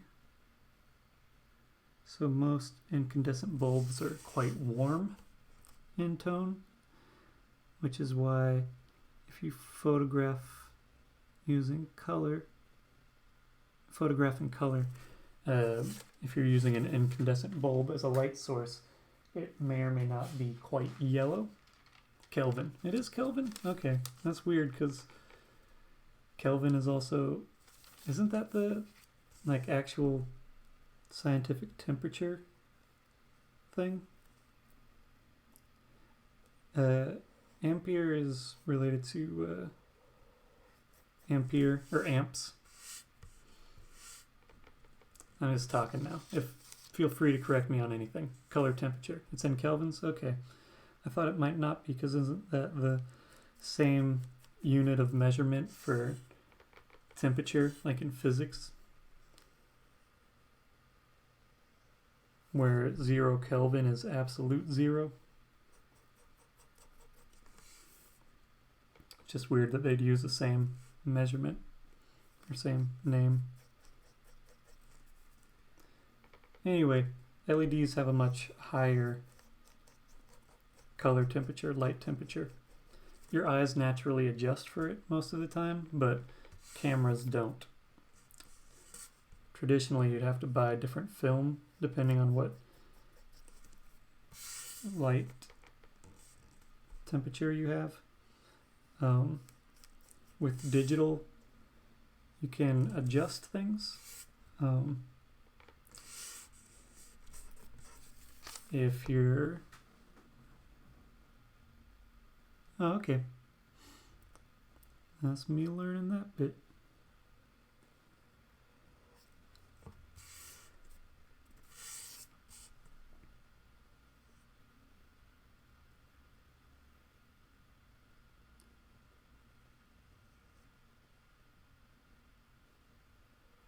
I got a text from my sister, got distracted. But LEDs tend to be a lot cooler. It makes sense. Cooler, but it's actually a higher temperature, and it looks a little bit more bluish, but that's closer to what natural sunlight gives off. Incandescent bulbs are lower, as are things like candles. So if you photograph something, that's why I look a little bit white or a little bit cool, a little bit bluer, because I'm lit up by LED bulbs. And then this guy over here is a little bit more yellow, a little warmer. I can make it even more warm. Okay. That's cooler, and this is warmer. So let's see. See how that light is a little bit more yellow?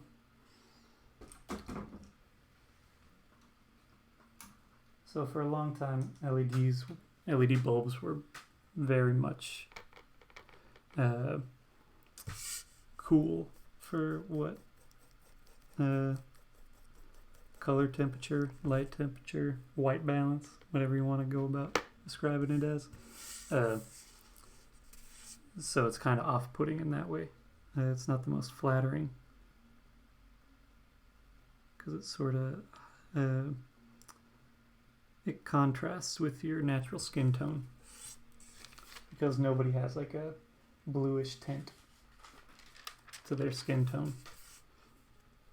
Fluorescent bulbs also tend to have that. Fluorescent bulbs also have a frequency to them that's happening at a speed that you can't notice, but if you try to photograph something or record something in slow-mo that's lit up by fluorescent bulbs, you'll notice a flicker to it, and that's because your frame rate, your shutter might not be lining up with it.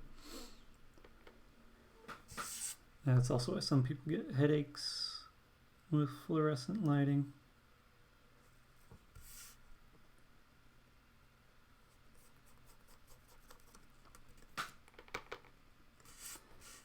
There's a lot of stuff that frequency-wise you don't perceive it. Something that also related to frequencies and LEDs. LEDs being controlled by digital means tend to be made brighter or dimmer, not by decreasing the amount of electricity. Well, it's not a dial where it's increasing the resistance and decreasing the current that's going to the LEDs at a constant pace. What's actually being done is something called pulse wave modulation, PWM. Not all the time, but a lot of the time. And what it's doing is it's turning on and off so quickly that you don't perceive it. It ends up being a square wave, but it's turning on and off quickly, so the average amount of energy, I'm just going to do this as a quick little graph guy. Let's say that you have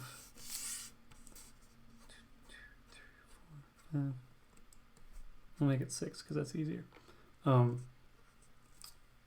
do I have a red guy?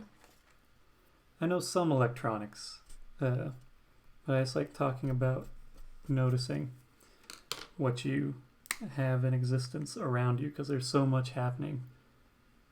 So let's say you have an LED and there's just a brightness level of like full energy is up here. But you want it to be dimmer. You want it to be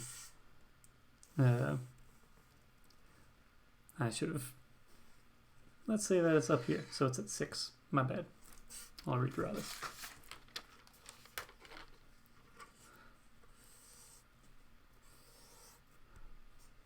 One, two, three, 4.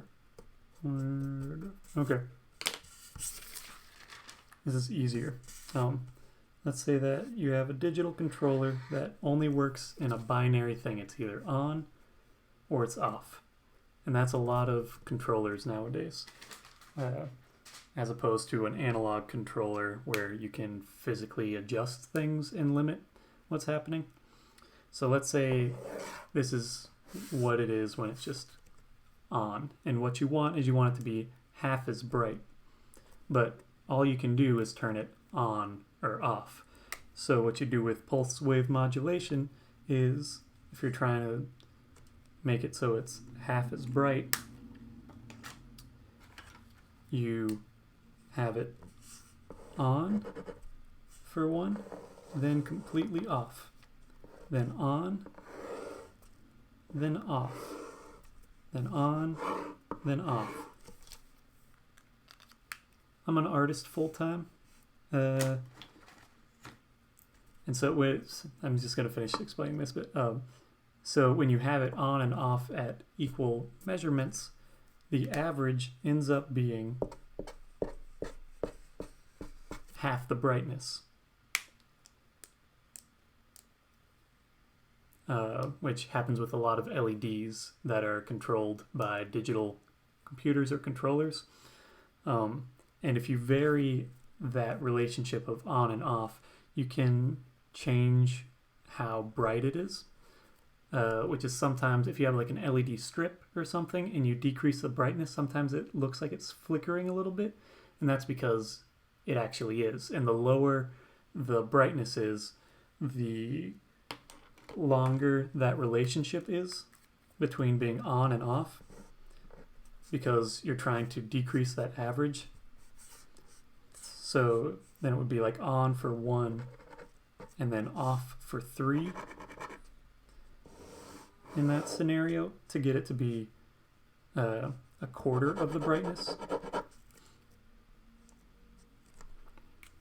But when you start to be able to perceive that difference if you have it on for 1, then off for 3,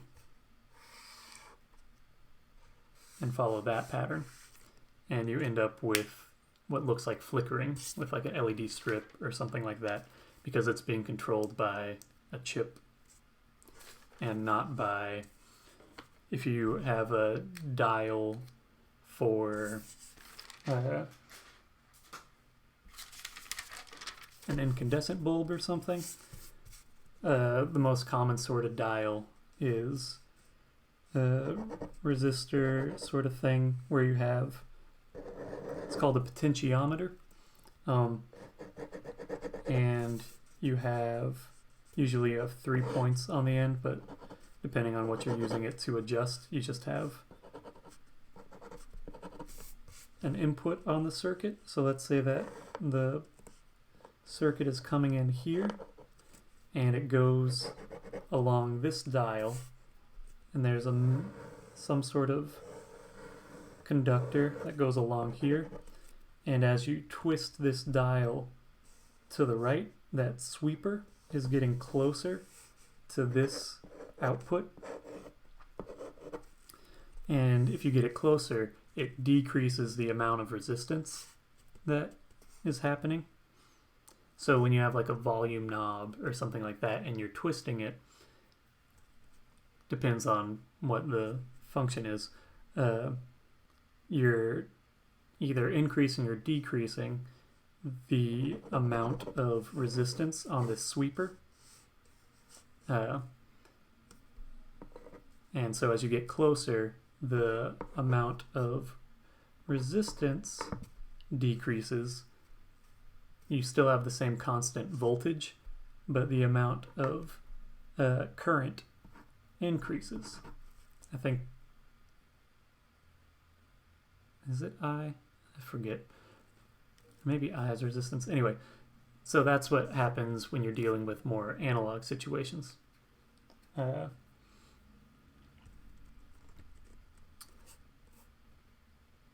And so this is part of the differences between like digital versus analog, is that digital is based in a binary system where things are either on or off, which is where you have the ones and zeros, because it's the easiest way to communicate information is yes or no.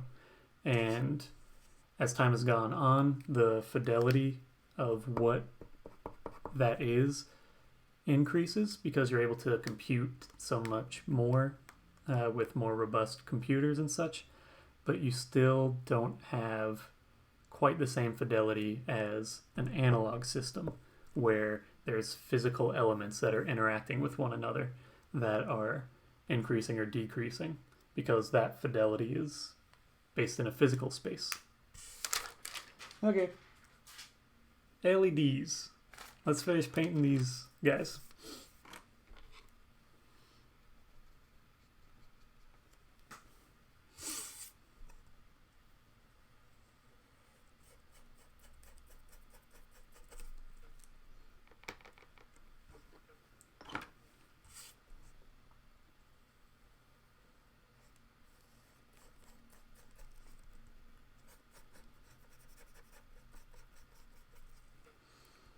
I'm gonna have to cut out that section from my time lapse because it will not be conveying.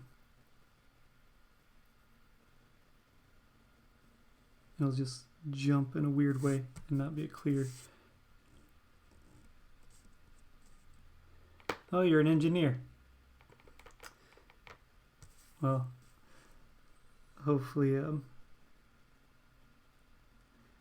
not butchering things. Also, hopefully I correctly labeled what current is.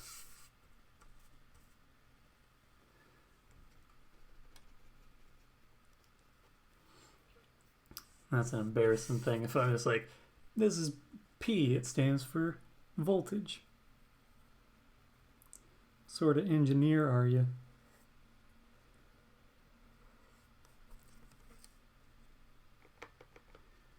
But I just learned from looking at different reading things, watching YouTube videos. I got into something called Khan Economy, or Khan, not Economy, Academy. I was like, why did I think it sounded similar? That has a lot of very robust engineering sort of stuff. Mechatronics. I don't know that one. I know mechanical engineer, electric engineer, civil engineer. Civil engineering sounds very difficult because you're working in perhaps the least perfect system, which is human interaction, the least predictable system. I know there's a lot of imperfections in pretty much every type of science in real life situations, but engineering a city or something like that. Okay. I've done little bits of that. The closest that I've come to that is using Arduinos and Raspberry Pis to control small motors and stuff like that. So there's a little bit of programming. I haven't done it in a while, but I learned some Python for using Raspberry Pi because I found a Python library that was for like basic video games, because I was looking for something to, I didn't know how to program sounds into Python. I was having a lot of trouble figuring that out, and I just wanted it to play a short sound or a bunch of clips of sound and working within that.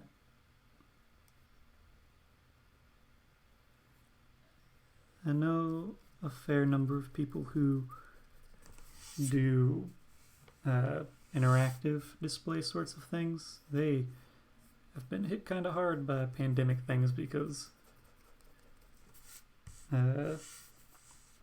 interactive installations aren't the safest for communicable diseases.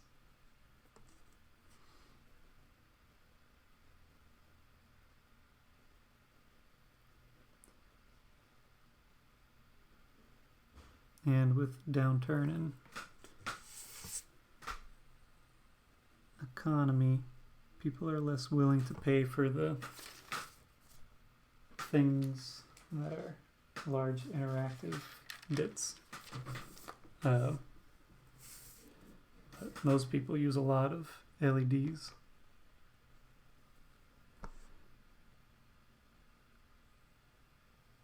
Graphic design is my background. I've always been sort of like art, math, and science. Those are my focuses. I'd struggled more in language arts, foreign language things, because, or not as much for foreign language, I'm not great at it, but for like reading, writing, English language arts things, it always seemed like the answers were arbitrary a lot of the time. Not for like spelling.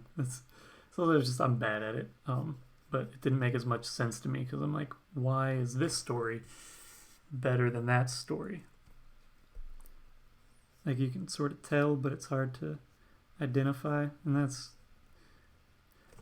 me excusing being bad at it, or not as good at it. I was never terrible, just school was pretty easy for me because I know how to take tests. a lot of folks can be smart and terrible at tests, or not that smart and good at test taking. I think part of it's trying to be a people pleaser, stuff like that. But a lot of test taking is just being able to read the test less than it is knowing everything. I think people who struggle with test taking, it might be a mixture of anxiety or other things, but it's also people who take tests thinking that it's purely a measure of do you know the information or not. There's a lot of context clues with any sort of test taking. You can read the question and then that can lead you to the answer.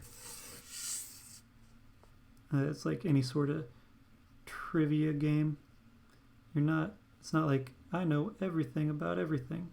It helps to have a general knowledge, but so much of the time with trivia sort of things,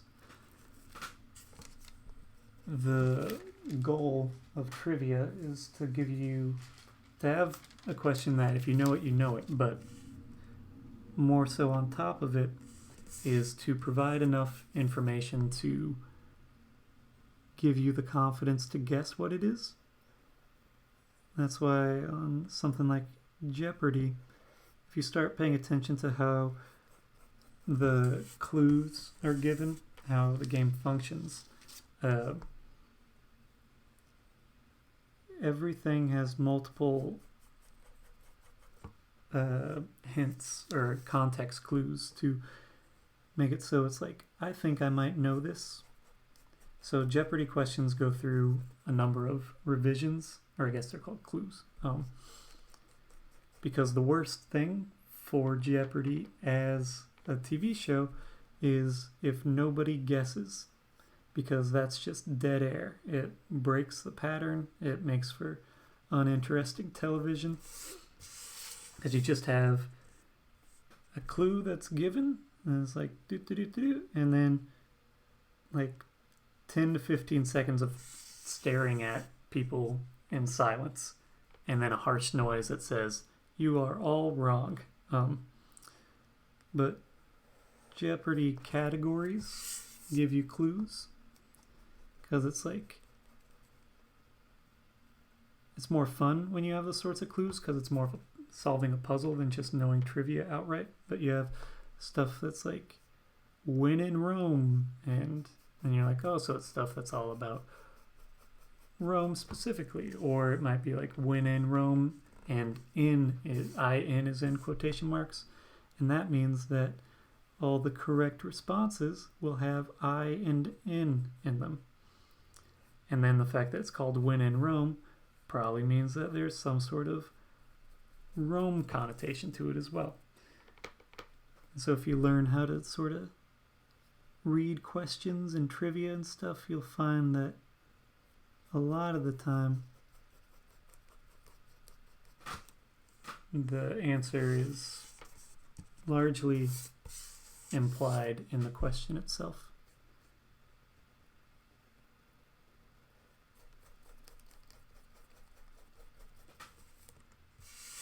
So like math, science, and art, and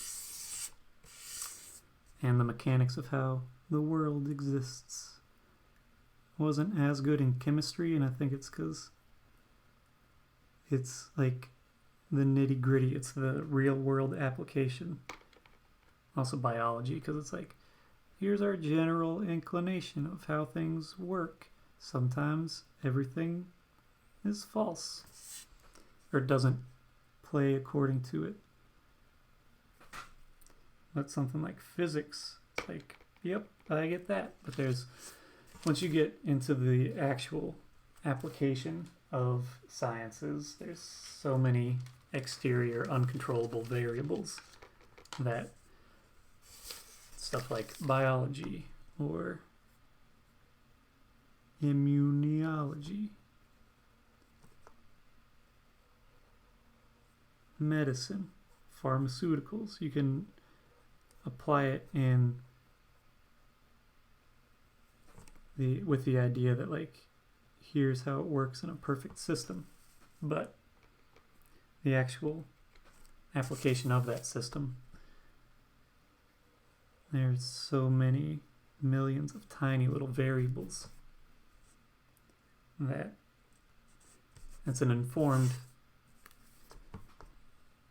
decision, but it can't be known.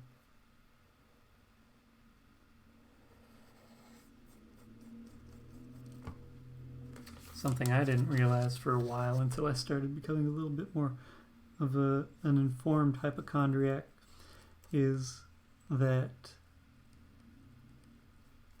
most diseases are not entirely specific, or injuries or something. So like if you say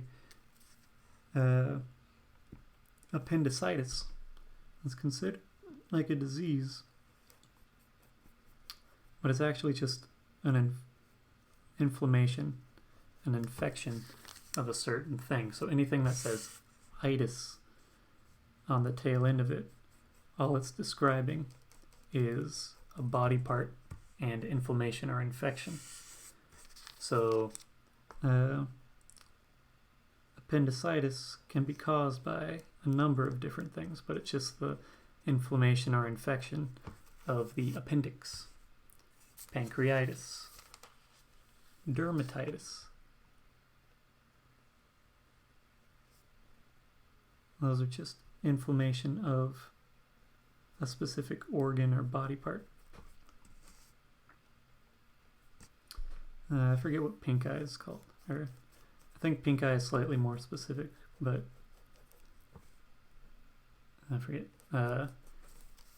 Bronchitis is just inflammation of the bronchial tube, but it can be caused by both viral and bacterial infections or physical harm to something.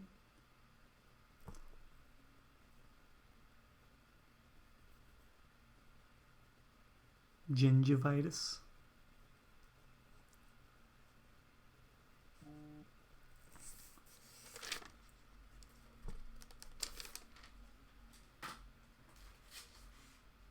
I can't think of laryngitis. So those sort of afflictions aren't actually describing like a specific strain of bacteria or viral infection. Those are just describing body part hurt.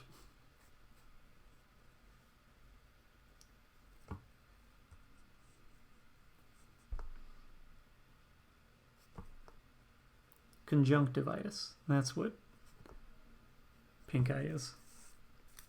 There was one time that I got like a bad cold and I lost my voice, laryngitis, after I had had some congestion, bronchitis. It's talking about the bronchial tubes going to your lungs. And then eventually I had pink eye, so it went up to be conjunctivitis. It sort of just was an infection that moved up my head.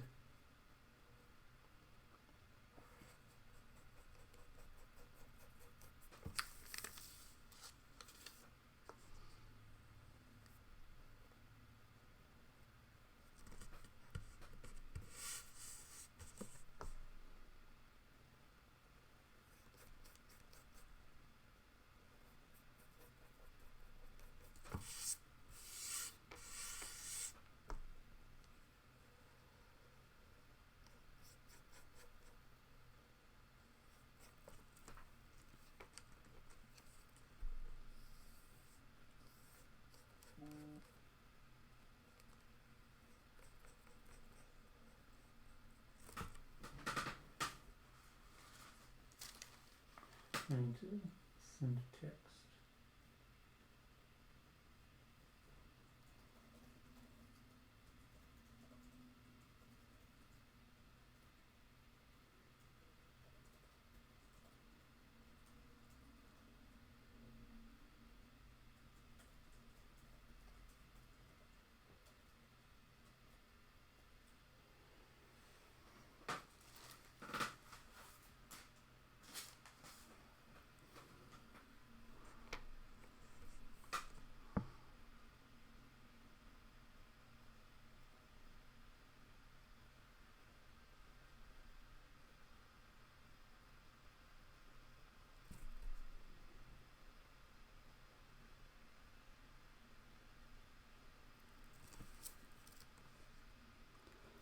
My mom's an art teacher, and my dad has done a good amount of art exploration in different capacities in his life, and both parents encouraged art in different formats.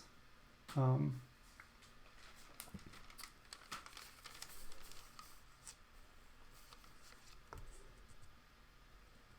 drawing for a while.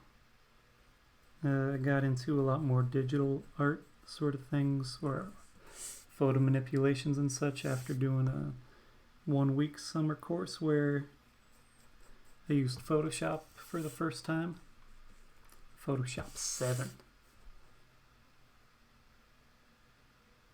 And got a bootleg version of it back when you could, if you had a serial number, you were golden. You get like 20 digits. I guess it's a mixture of numbers and letters. But used that for years, and then continued exploring that, got into animation, but then became more aware of the fact that most professional animators don't work as a single person operation. It tends to be that you're part of a pretty massive team, and so the agency that you have, the control you have over the overall process is much more limited, and the people who are animating are often not the people who are making the creative decisions as much. So like the director is less likely to be animating. They might be keyframing or something, depending on what the studio is and what the process is, whether or not it's more digital or more analog.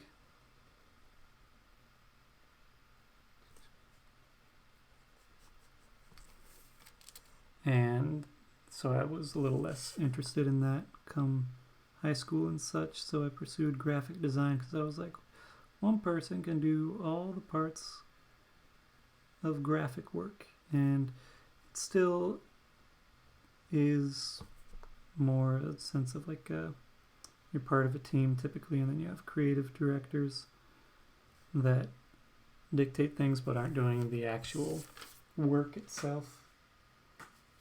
That sounds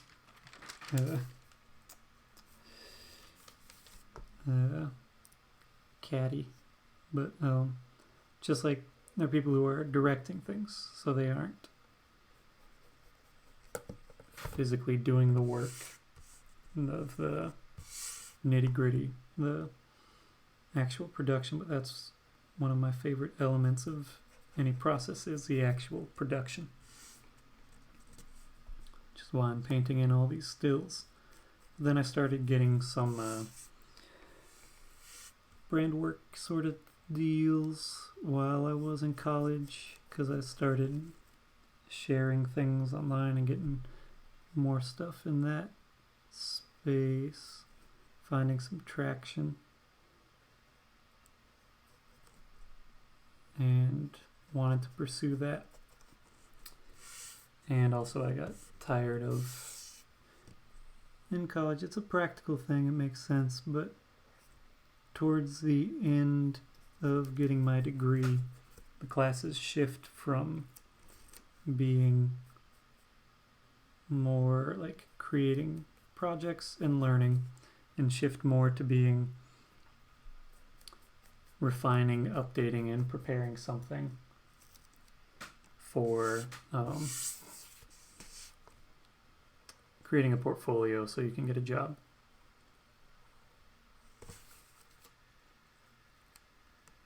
And I got tired of doing that, and I had these other opportunities that were a bit more varied and I had more control over, so I focused more on those bits. So I have a degree in graphic design, and it definitely informs elements of my work and my production process, and awareness of some of the restrictions that come about as part of the mechanical elements of production in a commercial space. But animation is a bit more personal and rewarding for me than if I were at like a firm or something.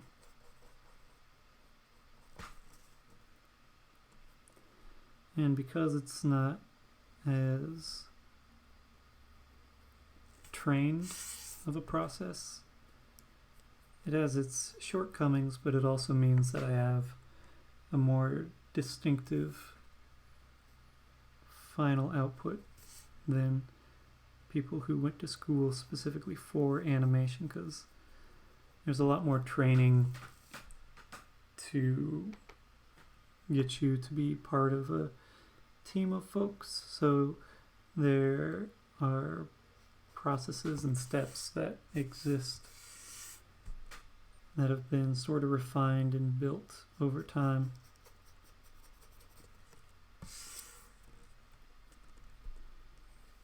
And have a more practical application for handing things off, for having multiple people working on the same project.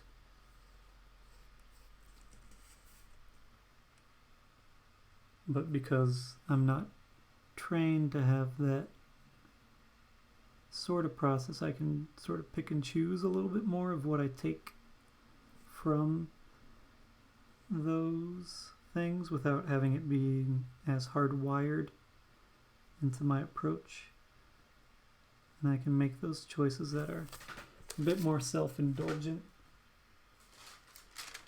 and a bit more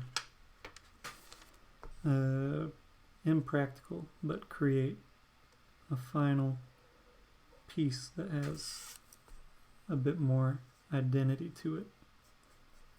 Because if you're working as part of a team, you do want to have a unique product, but it's an amalgamation of a bunch of different folks working on something, which isn't bad. It's just you don't have that same sense of sort of like a singular vision.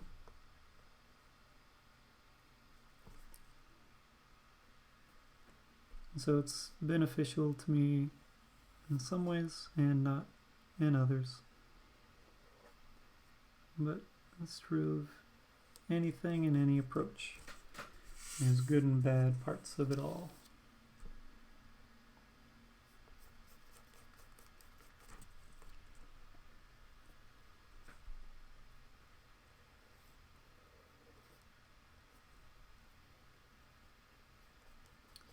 Just about done with this aspect of things.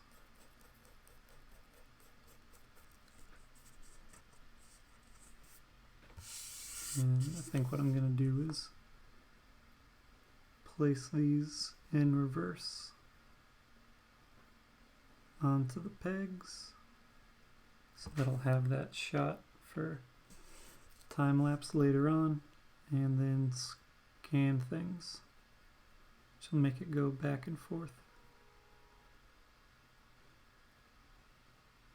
And coming up not too much after, it's going to be me having dinner. Okay, so let's do this.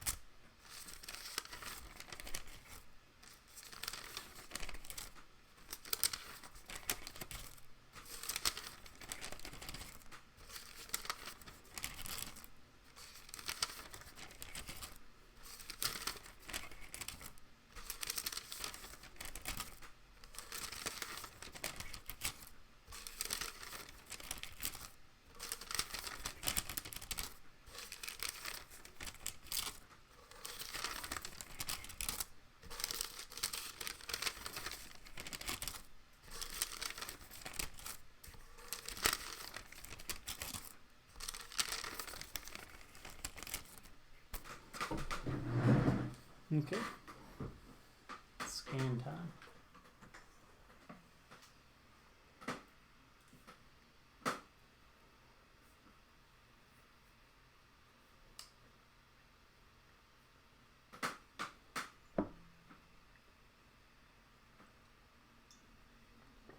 It'll be like maybe 10 minutes plus of scanning, so be ready for that.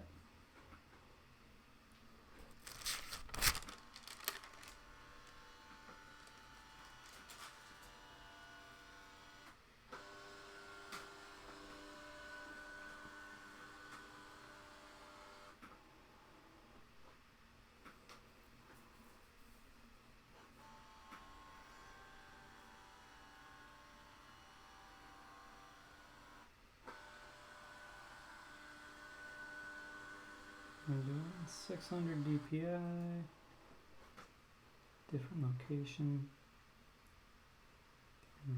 Here, Polar scans. 10-23-2020 scans. Choose there.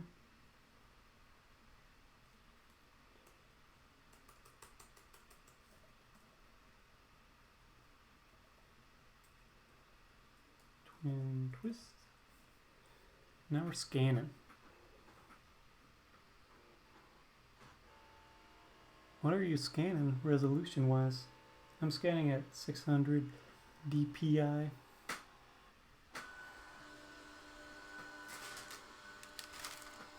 And these are ultimately living in a video. I'm also doing black and white, so it goes a little bit faster. If I scan in color, it's a little bit slower.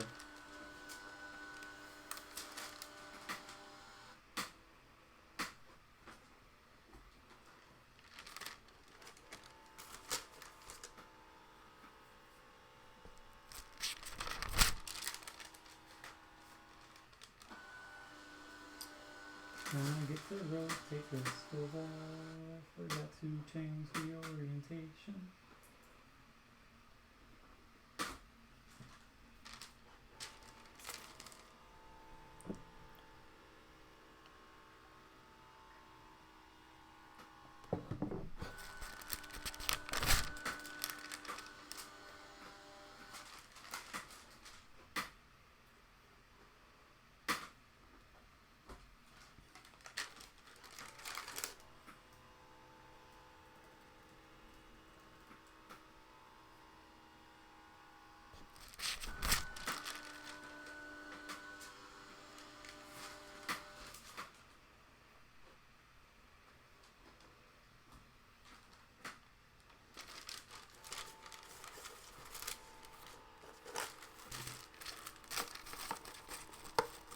I have an old HP scanner.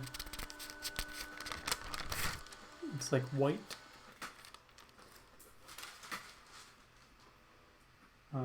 It's slower than this one. I bought this one for a project where I had to scan like 3,000 things.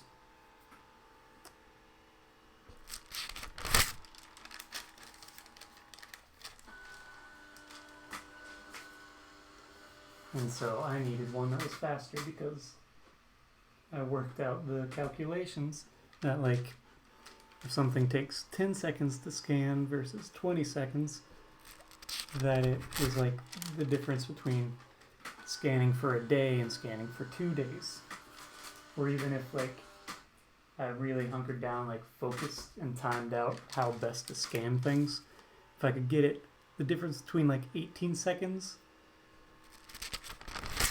for scanning, the reset, switching out the paper and clicking scan, if I can do it without losing any time, I could get it from like 20 seconds to 18 seconds, and it would save me like 4 hours of work. Well, not of work, but save me like 4 hours of time. So for that project, I took like 2 days to just scan things.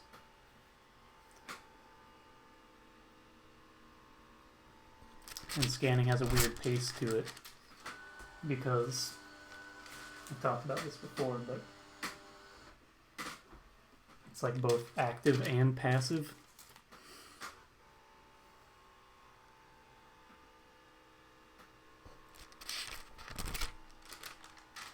That is a thing for photo negatives, not this scanner, but my old one.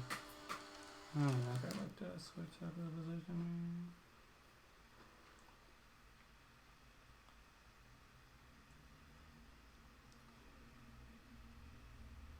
It's okay. Okay.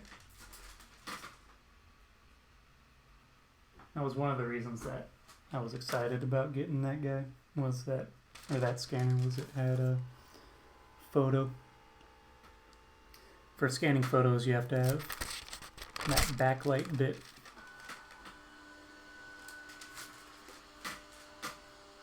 Which is why you can't just... You can just scan a negative without the backlight, but...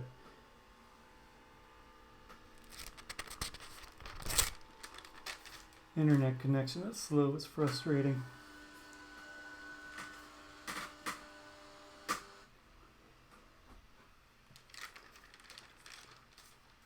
Most frustrating things aren't things that are broken there. It's things that kind of work. Because it gives you false hope. Something is just outright broken. It's a lost cause. You don't have anything invested in it in the same way. But if you're dealing with something that's working sometimes, that's more frustrating than anything else.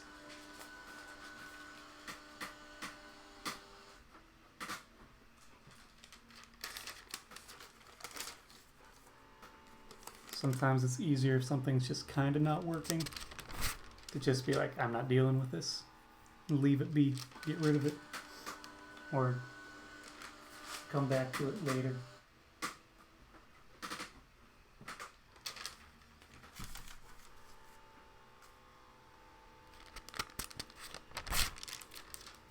And that's a hard thing to do when you're inclined to try and fix things.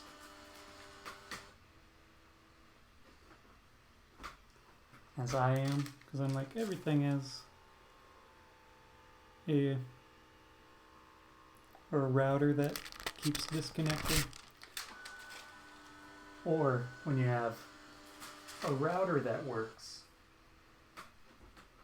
but your internet isn't working, and so you think that maybe resetting the router is gonna fix things.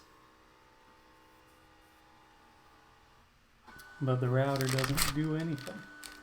It's the modem that needs updating. Yeah, get rid of this piece of stuff.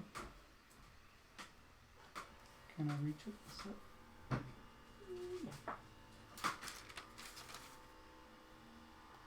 Thank you, Brendan Ho. From Dano.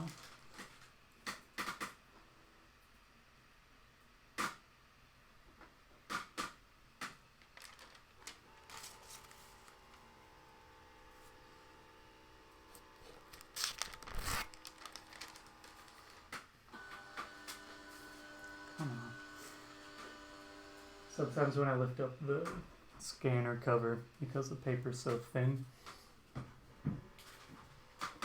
it pulls it up with the air.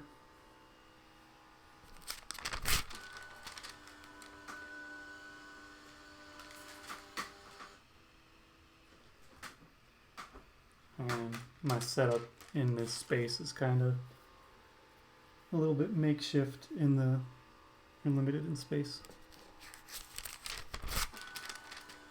Slightly uncomfortable is pretty bad. Worst is having some small element, like a rock in a shoe or something. Something that's just messing with you a little bit.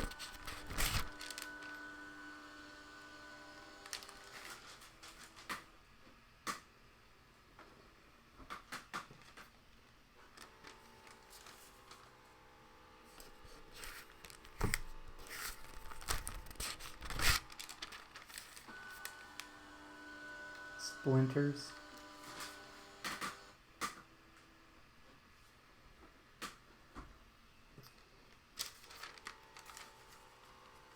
Construction outside that starts and stops, seemingly with no sense of order, no rhyme or reason.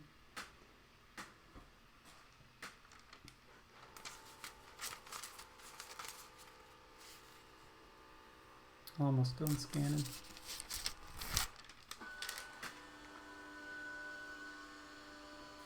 I'm not using these at 4K, but if I scan these at 600 DPI for the scale of this drawing, it can come out at being at least vertical resolution. It's high enough for 4K.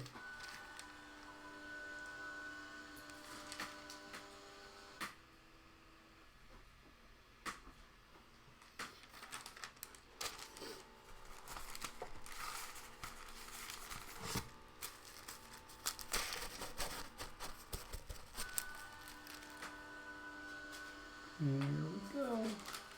Okay. So let's. I'll do this in Photoshop. Don't quit this yet. Because for whatever reason my scanner has been doing the thing where it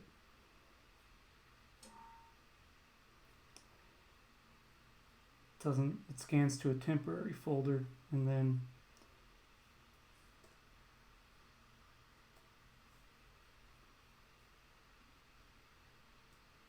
switches over to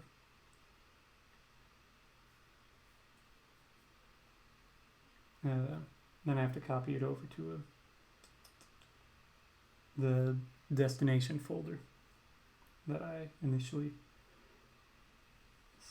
made. But if I quit my scanning, if I leave the scanning program, then I lose track of bits. Okay, so Photoshop, script, files in a stack, browse, live designs, 1023 scans. Okay, I have Premiere open. I do. For the moment though, we are going to quit out of this guy and load up display capture so you can see this as it's loading up. They work well if you get used to them. I know a number of people who use Cintiqs because you can draw directly onto things. They work well and they've gotten better with time. I still have trouble with them. They don't feel right to me.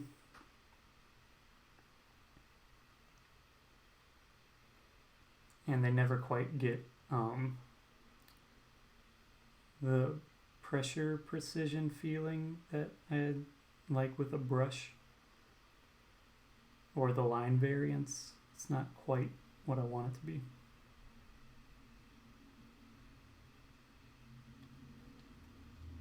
This is loading decent sized photos into a stack. So it's taking a sec. Also, I'm running. Hello, Java.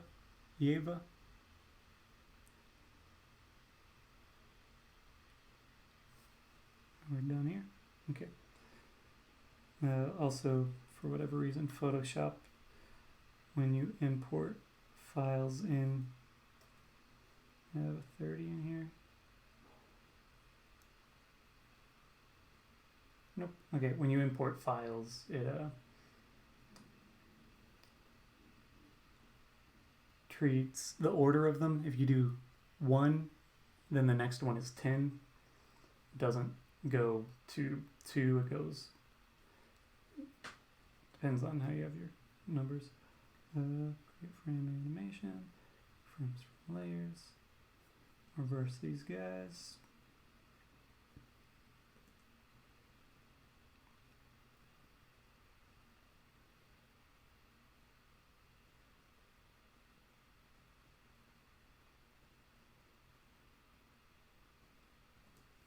Okay, let's crop into this bit. It's running a little slow.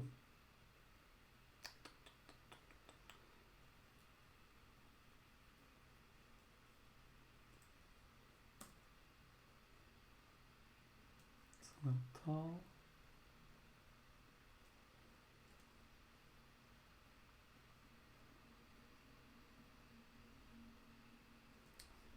So let's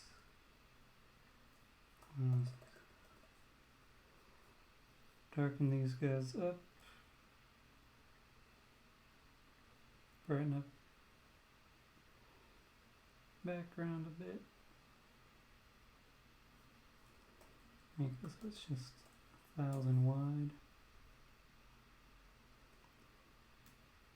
Save this as an animated GIF so you can watch it as it goes. Yep. Save it on the desktop, and now I can exit, get rid of that guy, pull this guy up.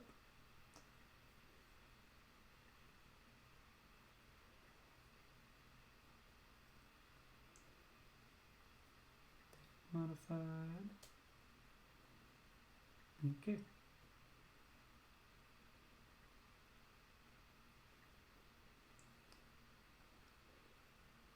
So there he is. Is this frozen? I don't think it's frozen, is it? Maybe it got tripped up.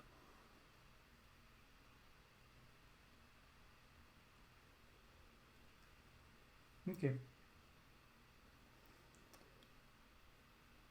There he is.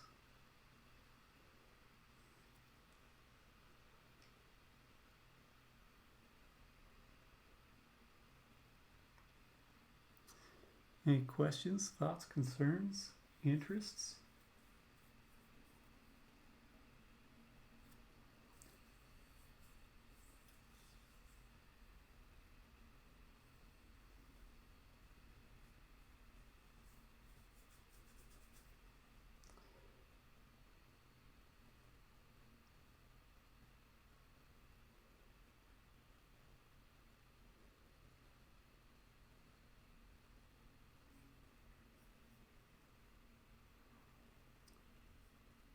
Thank you.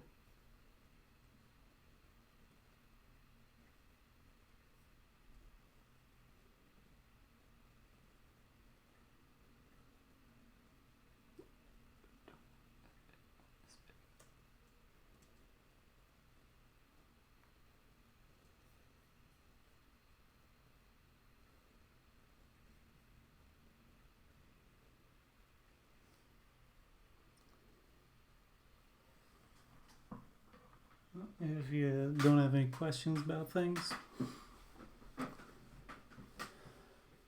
then I'll head out in a moment. It's blown out.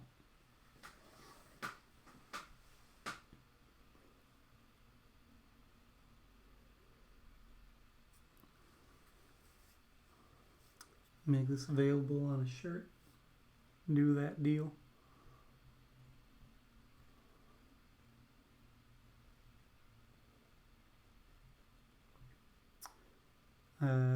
We'll make this available on YouTube. I'll do a time-lapse version of the whole process, post that up on Instagram, have this video going, and make some sort of t-shirt bit that's a compilation of the frames.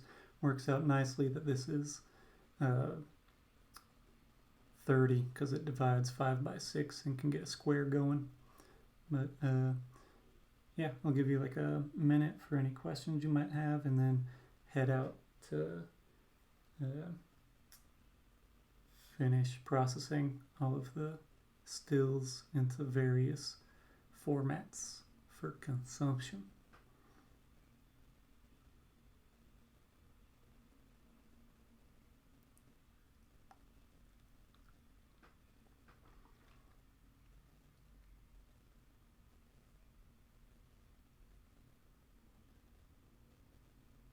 How many snacks up here? I have to go downstairs.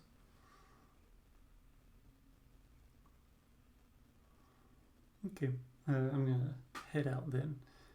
Thank you all for watching. I'll plan on being back tomorrow.